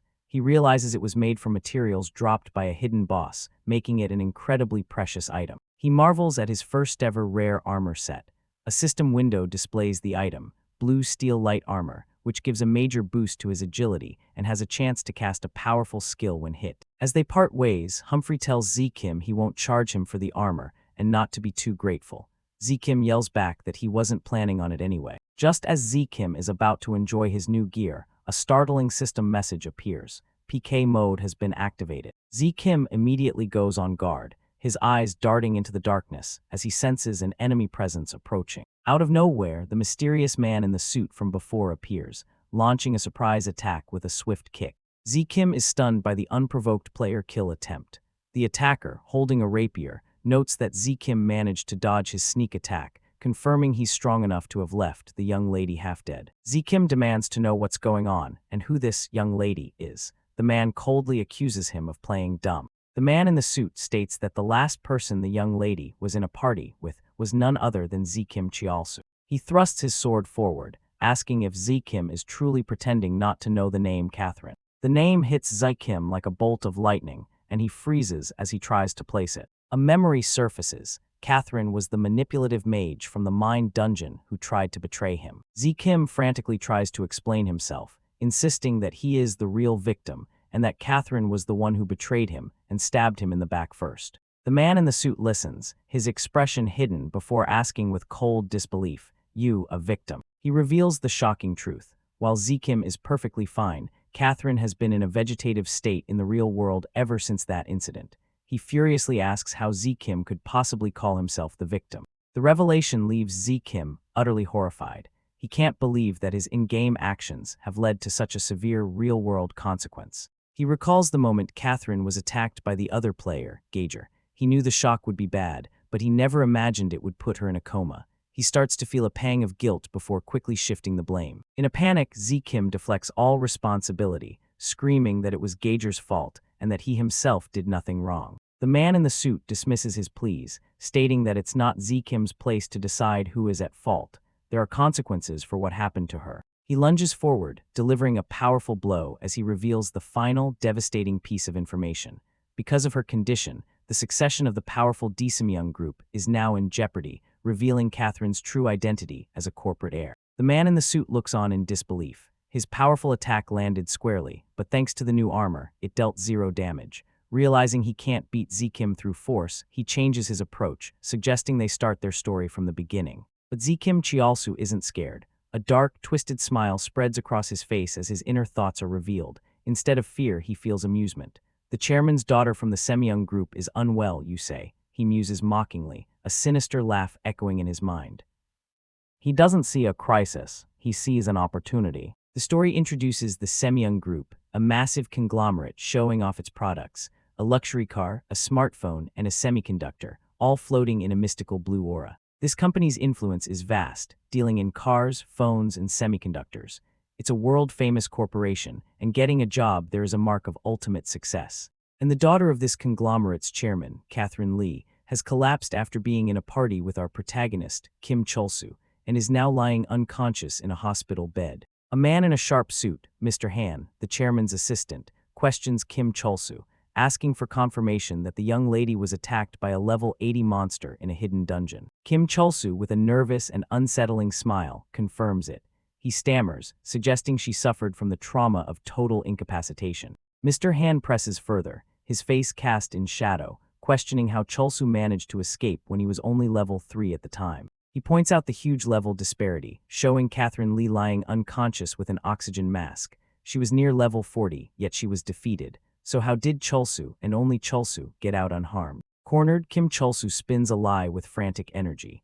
He claims he changed to a hidden class and barely managed to escape, attributing it all to luck, and even nonsensically suggesting Catherine should have gotten the class instead. Internally, however, Chulsu is sweating, thinking to himself that this is no joke. Countless doctors have treated her, and she's still like this. He knows if it were him, he would have been long dead. Mr. Han remains deeply skeptical. A level 3 player getting a hidden class and escaping safely. To him, that sounds less like a miracle and more like an impossible story. Chulsu laughs nervously and asks if this means there's barely a chance for her to recover.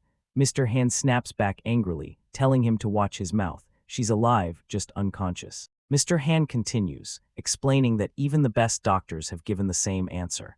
They have no idea why she won't wake up and have admitted there's nothing more they can do for now. Seeing his opening, Chulsu feigns contemplation, a sly look on his face.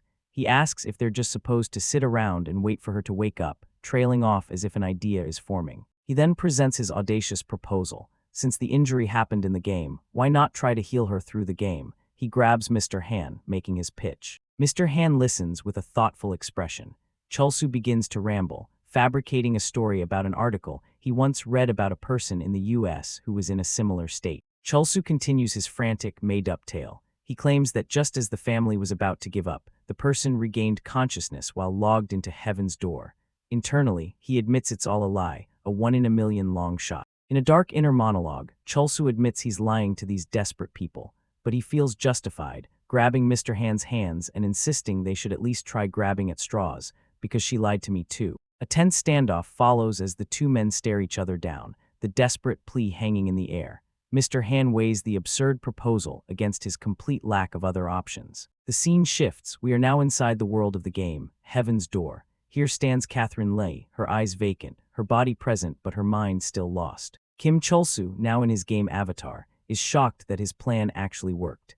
He realizes just how desperate the chairman must be to have actually given permission to let his unconscious daughter log in. Still, a wave of fear washes over him. He knows that if the powerful Young group finds out he lied, he'll disappear without a trace. Other players in the game look on from above, commenting on the absurdity of the situation. Recovering lost consciousness through a game, they dismiss it as complete nonsense, something they've never heard of. But Chulsu grins with a wicked, calculating look. He thinks to himself that this is his chance. At the very least, he'll be remembered by that big corporation as someone who tried to save her. He gets increasingly excited about his scheme, his goblin companion screeching with delight beside him. Could they really ignore someone who tried so hard to save the one heir? If he gets lucky and she actually wakes up, jackpot, and even if it doesn't work, he's got nothing to lose. Chulsu leans in close to the unresponsive Catherine, outlining the final steps of his plan in his mind. He'll pretend to be trying to save her for a little while. He concludes his internal monologue, deciding that after some time, he'll simply tell her family to prepare for the worst. A gulp shows a brief moment of hesitation before he steels himself. He cackles to himself, absolutely pleased with his scheme. Am I a genius or what? He thinks, completely reveling in his own manipulative brilliance. But then, a practical problem hits him. He has to bring the unresponsive Catherine Lee around with him for a while, but how is he supposed to drag around someone who can't walk on her own? An idea strikes him. He grabs something next to him with a decisive smack. His goblin companion, startled, lets out a confused keek. As Chulsu starts walking, he discovers his solution. Because they are in a party, if he physically pulls her, the game system automatically makes her follow. This'll do, he thinks with satisfaction. And so begins the grotesque parade. Kim Chulsu walks ahead, while his goblin drags the unconscious Catherine Lee behind him like an object on a leash. Even Chulsu has a moment of doubt, wondering, is this really okay? The reaction from other players is immediate and brutal. They are horrified, calling him the absolute worst and wishing for his death. Chulsu is shocked by the sheer level of public outrage, realizing his actions are absolutely not okay. He tries to defend himself, shouting that he's close with her, but another player retorts in disgust, treating someone you're close with like that. If I get close to you, are you gonna hit me too? Kim Chulsu panics. He's completely cornered by the angry mob of players, realizing this is no different from the trouble he got into in the last town he was in. Suddenly, a loud voice cuts through the chaos. An old man with a large white mustache yells, "This way," offering a sudden and unexpected escape route. Chulsu is surprised to see the man, who beckons him into a dark alleyway, saying there's no time to explain. But Chulsu, ever suspicious, threatens him, "Explain, unless you want to die." As he follows the man into a secluded stone alley, Chulsu thinks to himself that he didn't expect to run into this particular person again. The man turns and Chulsu recognizes him. It's Seungriel the Cunning. Seungriel confirms that he now knows the goblin he saw earlier was indeed Chulsu's summon. Chulsu doesn't let his guard down. He may have been helped, but he says he doesn't trust Seungriel's group one bit and demands to know what the Everton Guild is scheming this time. Seungriel dismisses his concern with an itch, telling him not to misunderstand. He claims the guild doesn't stick together all the time and they had only gathered previously for a raid. Chulsu decides to play along, figuring it works for him. His goblin companion licks its chops greedily. Cholsu then decides to press for information, asking Seungryul to give him some info on the region, since he acted as a scout. Seungryul puts a finger to his lips, shushing him. He agrees to explain about the Pyorndal region, but insists they should move to a different location first. He leads the way down a narrow, dark alley. As Cholsu follows from behind, a faint red line flashes across the path. A trap has been sprung. A system message flashes. PK mode activated. Seungryul's friendly demeanor vanishes as he grabs Cholsu, revealing his deception. He admits he doesn't actually know much about the Pyorndal region. He continues his explanation, revealing that the boss raid here is special.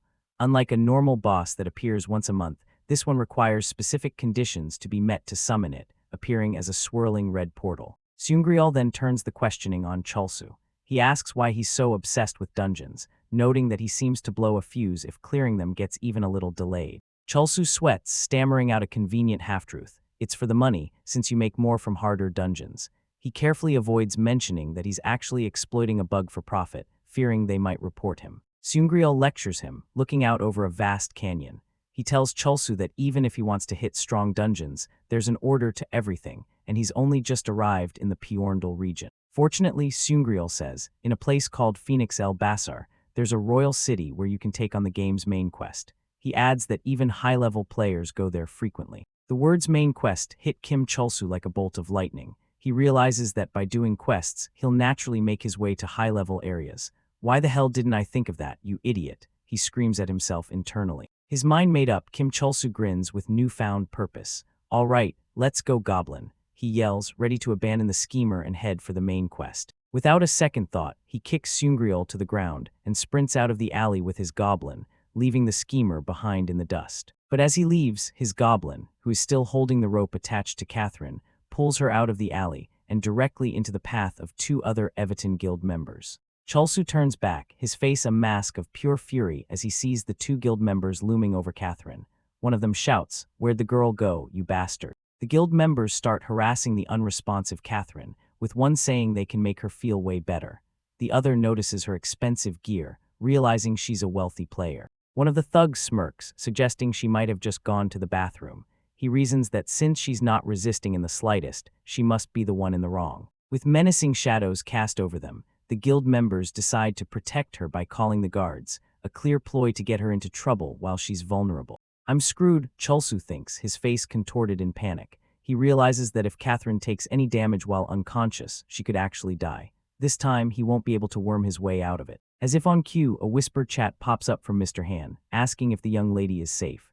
Cholsu, flustered and out of breath, stammers that of course she is, but tries to stall when asked to show her face. Panicked and overwhelmed, Cholsu screams that he'll show her later because he's busy, slapping the chat window away and calling Mr. Han a psycho. The whisper chat ends abruptly. In a peaceful field of flowers, Mr. Han stares at the notification, seething with anger and muttering, "This bastard." A figure in majestic armor appears behind him. It's the chairman, Han Gimun. He tells his assistant to let it go, asking what's the worst that could happen. Mr. Han can only apologize for the disturbance. The chairman's identity is revealed, a level 76 knight named Han Gimun. Mr. Han asks him, "You do know Catherine is the heir of the Semyung group, right? What can some ordinary person even do?" A system window confirms his identity for all to see, chairman of Semyung group, Han Gimun. Mr. Han continues to protest, questioning why the chairman would entrust his daughter to someone like Cholsu. He argues that if in-game healing is possible, they should be the ones to do it. But the chairman bluntly replies, "Treatment. I know there's no hope." With a grim expression, the chairman asks what the difference is if, by some chance, Catherine ends up not making it. He explains his reasoning. Born into the Semyung bloodline, Catherine lived her entire life just doing what she was told. The only thing she ever chose for herself was this game, Heaven's Door. This place was her escape, where she was finally free. He concludes his poignant speech with a simple question. Isn't that better than her last view being a hospital ceiling? Back with Cholsu, he's running frantically through the town streets with his Goblin, trying to get back to Catherine before it's too late. He complains loudly. What kind of crazy game simulates running out of breath? He desperately wonders how he's supposed to find her in this stupidly huge town. He slows down, catching his breath as a thought suddenly strikes him. Wait a sec, now that I think about it. He flashes back to the moment the crowd was yelling at him. He realizes that even though he didn't think he did anything wrong, he still somehow got a Goblin point. Excitedly, he pulls up his skill tree, the Goblin skill shop. He sees that a locked skill has just been unlocked by that very point. He examines the first new skill, Goblin HP Share, which allows him to use his own HP to recover his goblins. He dismisses it as useless, yelling, "Why heal something that never even gets hit?" Next. The next skill is Goblin Throwing, which allows him to throw his goblin in a chosen direction. He pauses, intrigued. Nice, he thinks, this might actually be useful. Without wasting a moment, he summons his goblin. The creature appears with its signature maniacal grin, letting out a startled keek. Chulsu grabs his goblin by the head. The creature's tongue lolls out as Chulsu prepares to use his newfound skill. With a powerful wind-up, he activates the skill, Squall, Goblin Throwing. He hurls his goblin with all his might. The goblin becomes a living projectile, soaring through the sky and letting out a piercing shriek of "Kiee." It seems to enjoy the ride, waving its arms and continuing its bizarre battle cry as it flies through the air towards its unseen target. Meanwhile, Chulsu has located the troublemakers. With a wicked grin, he says, "You're over there, huh?" and calls out to Ka there, Ein Tilda, in a sing-song, creepy voice. He lands dramatically in the alleyway where the Everton Guild members are cornering Catherine, ready for a confrontation. He approaches with a grotesque, tongue-lolling grin, taunting them. "Heh, I came to pick you up, Tilda, now we'll be together forever." The two thugs, a level 46 fighter and a level 44 fighter named Karsma, stand on either side of the unresponsive Catherine Lay, who looks on with blank eyes. "So it's that ugly guy from earlier, huh?" One of them sneers. "You still haven't given up. We're the ones who'll make this lady feel good, ugly bastard." Chulsu's face contorts with rage. "So what? I'm not dragging her around to make her feel good. And who the hell are you two?" The long-haired member smugly introduces his partner and himself. "We're the handsome duo who saves women in danger for fun." Chulsu fires back. "Bullsh asterisk T. She's in danger because of you idiots." Fed up, the two guild members leap into action, flying towards Chulsu with kicks ready. "Now die, ugly bastard." But as they fly towards him, Chulsu just watches, a slow, sinister smile spreading across his face. His plan is already in motion. Before the thugs can land a hit, the goblin missile slams into them from behind, knocking them out cold in a massive cloud of dust. The goblin stands over their defeated bodies, letting out a triumphant "Ki shishishi." Kim Chulsu bursts into manic, gloating laughter. "Biwahaha, serves you right, you dumb bastards," he screams. "How does it feel to lose to an ugly guy?" I said, "how does it feel?" But his victory celebration is cut short. A city guard, drawn by the insane laughter, appears at the end of the alley. What's that sound? The guard witnesses the entire chaotic scene, Chulsu laughing like a madman, dragging the unconscious Catherine, his goblin standing over the bodies of two players. Chulsu's laughter dies in his throat as the reality of the situation hits him. His face freezes in pure horror as he thinks, "I'm F*** CCAD. From the shadows of a dark alley, a maniacal laugh echoes, catching the attention of a nearby guard. The laughter belongs to Kim Chulsu's, who looks completely unhinged. Beside him are Catherine, tied by a rope, and a goblin. Seeing the guard, Chulsu's expression drops as he realizes the trouble he's in. The guard, filled with righteous fury, confronts Chulsu's, accusing him of murder and kidnapping. He vows that Chulsu's won't get away with his crimes. Chulsu's tries to play it off as a misunderstanding, claiming his victims attacked him first. But he knows it's pointless. Getting arrested by an NPC guard means getting stuck in prison, a waste of time he can't afford. Seeing that there's only one guard, Chulsu's makes a grim decision. The easiest way out of this is to simply eliminate the witness before anyone else shows up. But before he can act, a familiar, bald-headed old man suddenly appears and grabs him. It's the liar from before, and he seems to have been looking for Chulsu's. The old man warns him that killing a guard NPC is a line he doesn't want to cross. He advises Chulsu's to cooperate and let him handle the situation. The old man NPC approaches the guard with a friendly demeanor, but the guard remains suspicious, questioning his intentions and asking what he's hiding behind his back. It's a classic NPC gifting strategy. The old man offers the guard a hefty bag of gold, hoping a bribe will make this whole problem disappear. But the plan backfires spectacularly. The guard is a man of integrity and is enraged by the attempt to bribe him. Two system messages instantly pop up, notifying Chulsu's that his relationship level has dropped and that he has now committed a crime. Chulsu's watches in utter disbelief as the old man NPC is arrested in his place.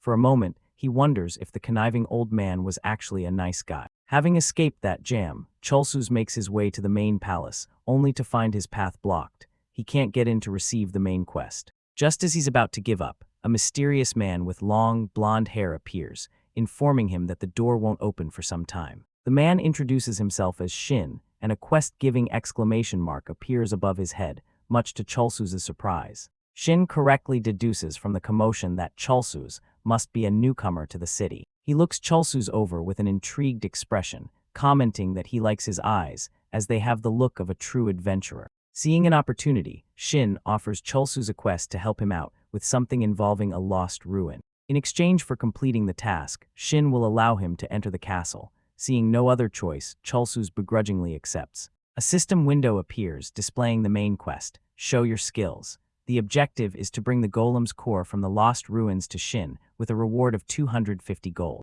Cholsu smirks confidently. A dungeon-clearing quest is right up his alley, and he curses the NPC for not making it this simple from the start. He soon arrives at the so-called Lost Ruin, a fiery hellscape of spinning gears and molten pits. He can't help but think a more fitting name would be Lost Lives. He's confident his maxed-out agility will get him through easily, but then he remembers he has a handicap this time. He must also ensure Catherine makes it through without taking any damage. Standing at the edge of the perilous dungeon, he addresses his companions. He tells Catherine he doesn't like her but will keep her safe, then orders his goblin to hold her leash and wait for his rally signal before following. With the plan set, Cholsu takes a final, steadying breath. He'll clear a path first. Lowering himself into a runner's stance, he prepares to dash headfirst into the deadly labyrinth alone. With a burst of speed, Zikim Cholsu sprints through the deadly gauntlet of spinning saw blades, relying on his maxed-out agility to carry him through the traps. After clearing the first section of traps, he skids to a halt and immediately calls out for his goblin companion to follow. He activates the goblin summoner skill, Rally,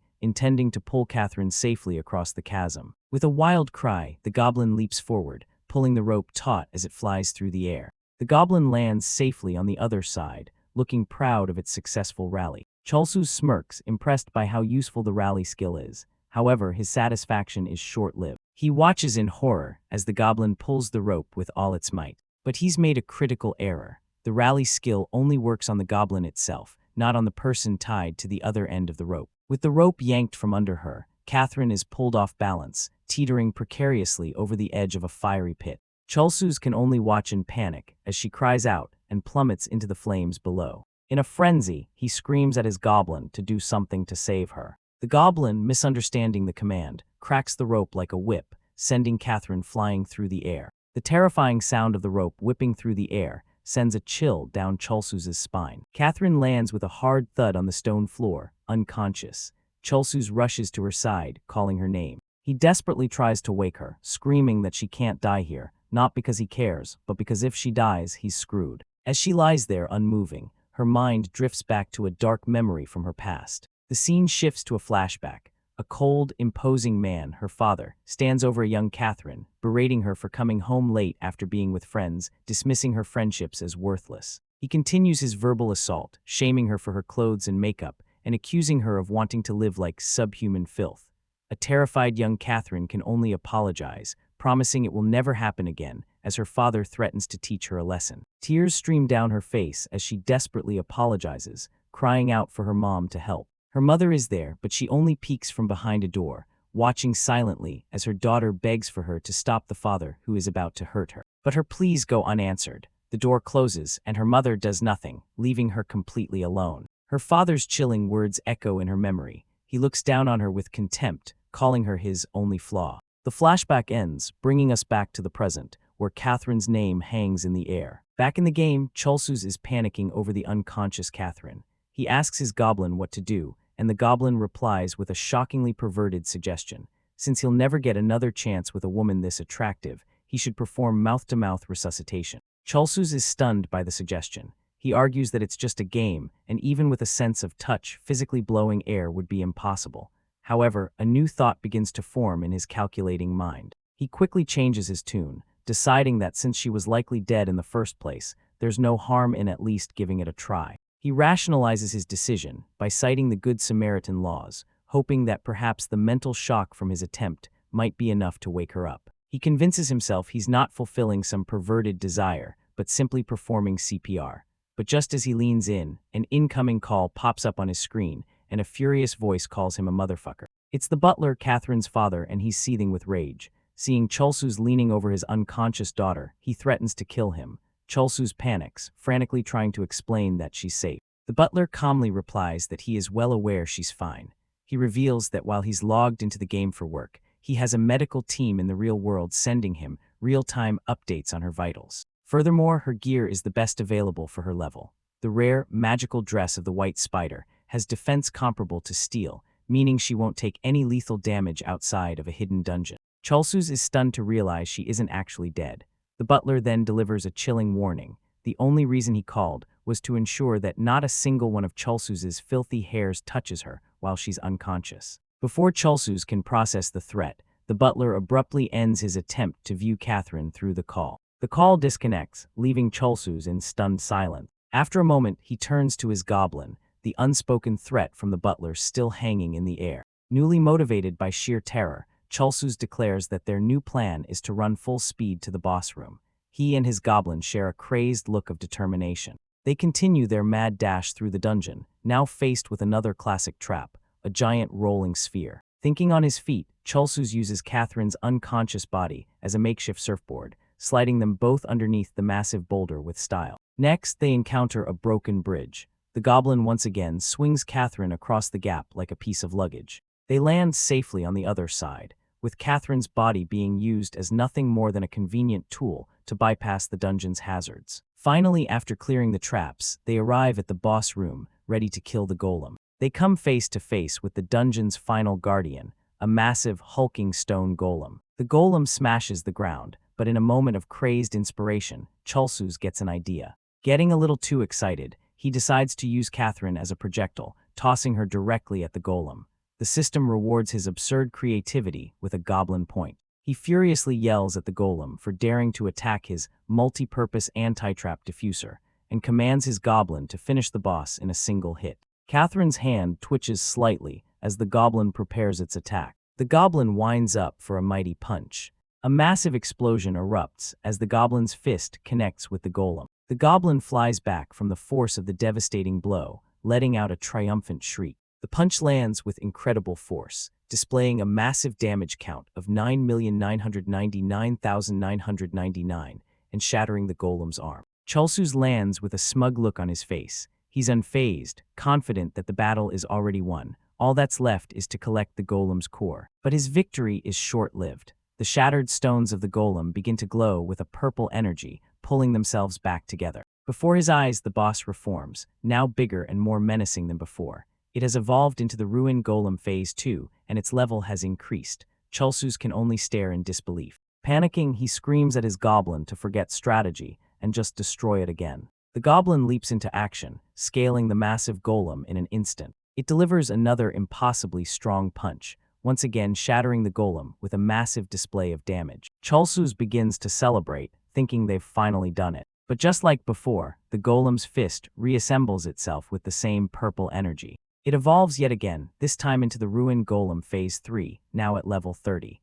Chulsu screams in frustration, realizing he's caught in a loop. He finally understands the golem's mechanic. Every time it's destroyed, it just gets stronger. He frantically tells his goblin to use the rally skill, but orders it not to destroy the golem this time, just to block its attacks. The goblin tries to hold back the golem's massive fist, but Chulsu screams at it to block without getting hit. The force of the golem's punch sends a massive shockwave through the room. The golem smashes its fist into the ground, creating a fiery explosion. A second explosion follows as the golem continues its relentless assault. Chulsu looks on in despair. He realizes that unless he can find and destroy its core, the golem will just keep reviving indefinitely. The core is its weakness, but unlike the Everton guild he'd seen before, he has no special skill to find it. He contemplates his options. Should he just try to destroy every single part of it? But what if that just causes the golem to end up at a level in the several hundreds? The thought terrifies him. What if it gets even stronger than his all-powerful goblin?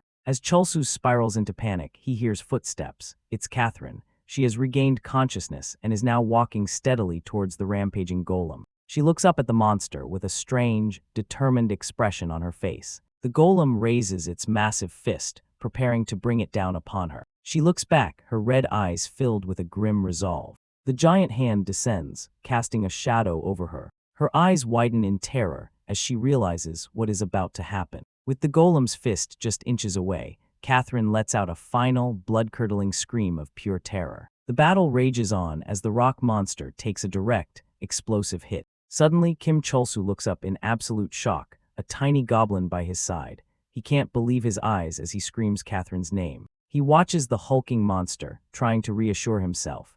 He thinks that she should be fine, that an attack of this level shouldn't be fatal to her. The stone-like monster lunges forward, ready to strike again. Kim Cholsu's face is a mask of pure terror, sweat dripping, as he and his goblin companion stare at the unfolding chaos. Catherine and Kim Cholsu stand back to back, both utterly bewildered by the situation as they scream out in confusion. The reality of the situation dawns on Cholsu. Catherine, the girl who was supposed to be in a coma, has regained consciousness. Catherine is in a full-blown panic. She has no idea where she is or who Cholsu is. All she knows is that she almost died and demands an explanation for what's going on. A cold sweat runs down Cholsu's face.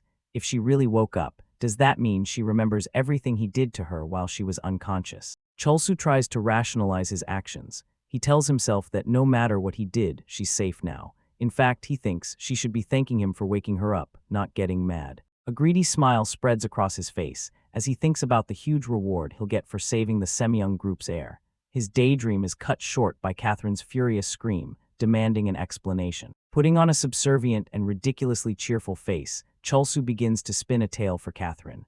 He explains that she was attacked by a monster and fell into a coma, and that he, with her father's permission, took care of her until she regained consciousness, but before he can finish his sentence, he's interrupted. Catherine, not buying his story for a second, sends Cholsu flying with a powerful kick. The impact echoes through the dungeon as Cholsu crashes into the ground. Lying amidst the rubble, Cholsu screams in frustration, not at Catherine, but at his own system. He complains about not getting a warning that she was about to punch him. As the dust settles, the massive ruined golem begins to rise again. Catherine watches in horror, her mind racing. She wonders if Cholsu is just going to run away and save himself, questioning what is wrong with him. But Catherine's fear isn't just about the monster. A deeper terror grips her. The fact that her father might find out she's been playing Heaven's Door. She's convinced he might actually kill her. This real-world fear overwhelms her completely, and she breaks down, repeating the words scared over and over as her sanity begins to fray. Meanwhile, in the real world, the Semyoung group executives are in a panic. They've just been informed that while the young lady has regained consciousness, she's now in a state of extreme terror inside the game. The lead executive grits his teeth in anger, his face contorting with rage. He knows exactly who to blame for this, that bastard Kim Cholsu. On a monitor, the executives watch in horror a playback of Cholsu's actions while Catherine was unconscious, seeing him mock her with a grotesque kissing face. They can't believe what he was doing to the young lady. Gathered around Catherine's physical body, one of the staff members suggests just turning off the device to pull her out. But the lead executive refuses, stating that they can't miss the opportunity that her regained consciousness provides. However, it's not that simple. A crucial game mechanic stands in the way. Because sensory sharing is active during a dungeon raid, forcefully logging a player out is far too dangerous, making it impossible by design. Understanding the grim reality of the situation, the lead executive's expression hardens. If that bastard Kim Cholsu is in the middle of a raid, then direct intervention is their only option. He declares that he will check on the situation himself. Back in the dungeon, a system alert flashes. The Ruins Golem is using its rock missile skill. The golem unleashes a barrage of fiery projectiles from its hands. Catherine turns and flees down the dark corridor, trying to outrun the massive golem lumbering behind her. But it's no use. The golem's massive hands snatch her from behind, and she lets out a terrified scream. Suddenly, Cholsu's goblin leaps into action, smashing the golem's arm and letting out a wild shriek. As rubble rains down, Cholsu yells at Catherine in frustration, telling her she can't possibly run away from the golem at her speed. Catherine collapses to the ground amidst the debris, looking dazed and terrified. Cholsu rushes to her side, asking if she's okay. But she doesn't respond. Tears stream down her face as she's trapped in her own mind, muttering scared over and over again. Cholsu looks down at her, realizing her catatonic state is a major problem. He decides this won't do, and that he needs to act before things get more troublesome. He turns and calls out for his ever-eager goblin companion. His solution is simple and brutal. He decides to just knock her out again, viewing her as nothing more than dead weight in this situation. Just as the goblin is about to strike, Catherine whispers a single desperate word, Help! Cholsu looks down, taken aback. With tears in her eyes, Catherine begs him to save her. She says she doesn't know what his connection is to her dad's company, but she promises to pay him even more if he just saves her. Cholsu puts on a reassuring act, telling her not to worry and that of course he'll save her. He promises they'll get out safely. But Catherine screams in frustration, crying that he doesn't understand what she's asking. Clutching her head in despair, she clarifies her desperate plea. She wants him to either run away with her or wipe out everyone around them, the Semyoung group, their employees, whatever it takes. Her breakdown reaches its peak as she screams for her entire family to save her. Cholsu just stares, a single thought echoing in his mind: no more. He's had enough, he doesn't want to get hit anymore. As Catherine sobs, the goblin grins maniacally in the background, ready for more violence. Suddenly, a holographic communication window pops up. It's the lead executive, his face livid with rage. He screams at Cholsu, demanding to be shown the young lady immediately or he'll hunt him down. Cholsu orders his goblin to stop its advance on Catherine. He has a new plan. He tells it to forget about her for now and just buy them some time from the golem. Annoyed by the executive's pushiness, Cholsu talks back to the hologram. He sarcastically asks if the executive thinks he's going to eat her, complaining that it's impossible to work while being treated with such suspicion. To reassure the executive, Cholsu grabs Catherine and puts on a disturbingly wide smile. He claims he's not kidnapping her, but simply helping her recover, and asks if a little trust isn't important in business. Back in the real world, the executive watches this disturbing performance on his phone, hearing Cholsu's cheerful voice saying the young lady is fine. He's utterly confused by what he's seeing. He looks closer at the screen, watching Cholsu's bizarre performance. He sees Catherine's blank, vacant expression and concludes her earlier panic must have been a temporary seizure from waking up. He now believes she isn't actually conscious or scared. Believing it was all a misunderstanding, the executive adjusts his glasses, his tone shifting from anger to dismissal. He informs Cholsu that since the young lady's condition seems stable, he should exit the dungeon immediately, as his responsibility is now over. The executive informs Cholsu that his responsibility for the young lady ends here. Cholsu is outraged, screaming that they can't just cancel the deal on him all of a sudden while he's in the middle of a dungeon. The communication window shuts down. Cholsu's face darkens. He thinks to himself, sorry, but you can't just cancel like that, old man. Feeling the pressure, Cholsu turns to Catherine, looking like the situation has aged him 10 years. He tells her she'd better keep her promise about giving him more money. With a tired and dismissive expression, Catherine flatly admits, I was lying. Enraged, Cholsu lets out a furious scream. Cholsu gets serious. He tells her he needs a lot of money. His threat is clear. If she doesn't pay up, he'll simply tell the Semyoung group that she woke up and demand his compensation from them. Seeing no way out, Catherine desperately tries to bargain. She promises to figure something out, even offering to give him all of her super expensive, top-tier gear in exchange for his silence. Cholsu scoffs at her offer, questioning how much her junk could possibly sell for. He starts to guess, at most 10, but Catherine cuts him off with the real value, 10 billion. The number hits Cholsu like a bolt of lightning. His greed reignited, he strikes a pose and yells for his goblin. It's time to get to work. The goblin stands before the mighty ruins golem, which has now reached enhancement stage 5 and is a terrifying level 170. The goblin stares up at it, confused. Cholsu is horrified to see the golem now has 4 arms. He comically yells at his goblin, reminding him that he was only supposed to buy time, not keep smashing things until the monster powered up. The level 170 golem swings its massive fist down.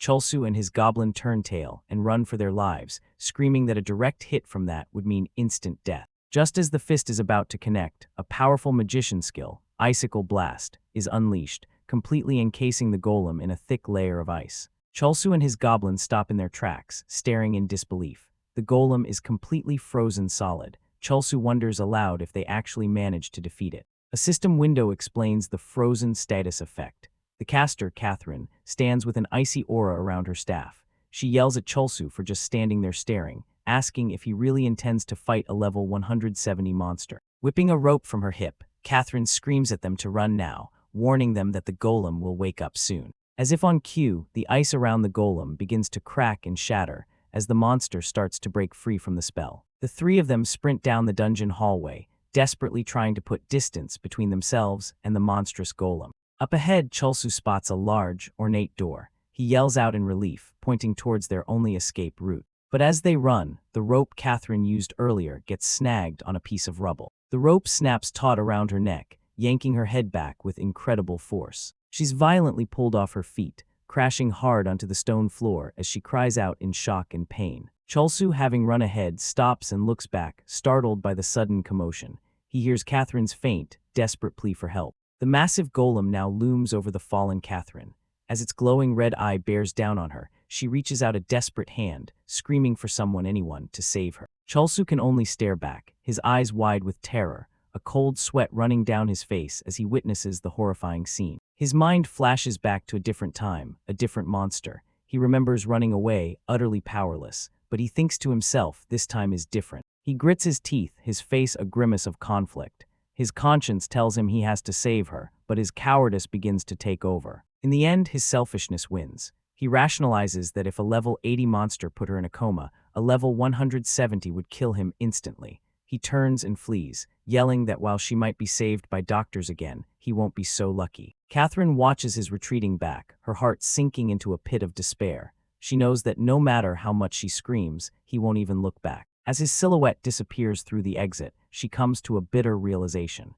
In the end, he's just the same as everyone else who has ever abandoned her. Completely alone and with the giant monster about to crush her, she gives up. All hope is lost. No one is coming to save her. But just as the golem's fist is about to strike the final blow, a brilliant flash of light erupts from the side, sending rock and debris flying. A net of glowing golden energy slices through the golem's arm, stopping its attack instantly. From the explosion, a figure clad in a yellow cloak emerges, moving with blinding speed as they cut through the falling rubble. The mysterious savior lands gracefully, their sword held at the ready as their cloak settles around them. Watching from the safety of the exit, Cholsu is completely dumbfounded. He stammers out, "You held out well." The hero is revealed, a man with long blonde hair and a confident smile, labeled as NPC God. He declares, "From here on out, I'll take over." Cholsu can only think in stunned silence, why the hell is he here? Thanks for watching. Like, subscribe, and turn on the bell for more awesome stories.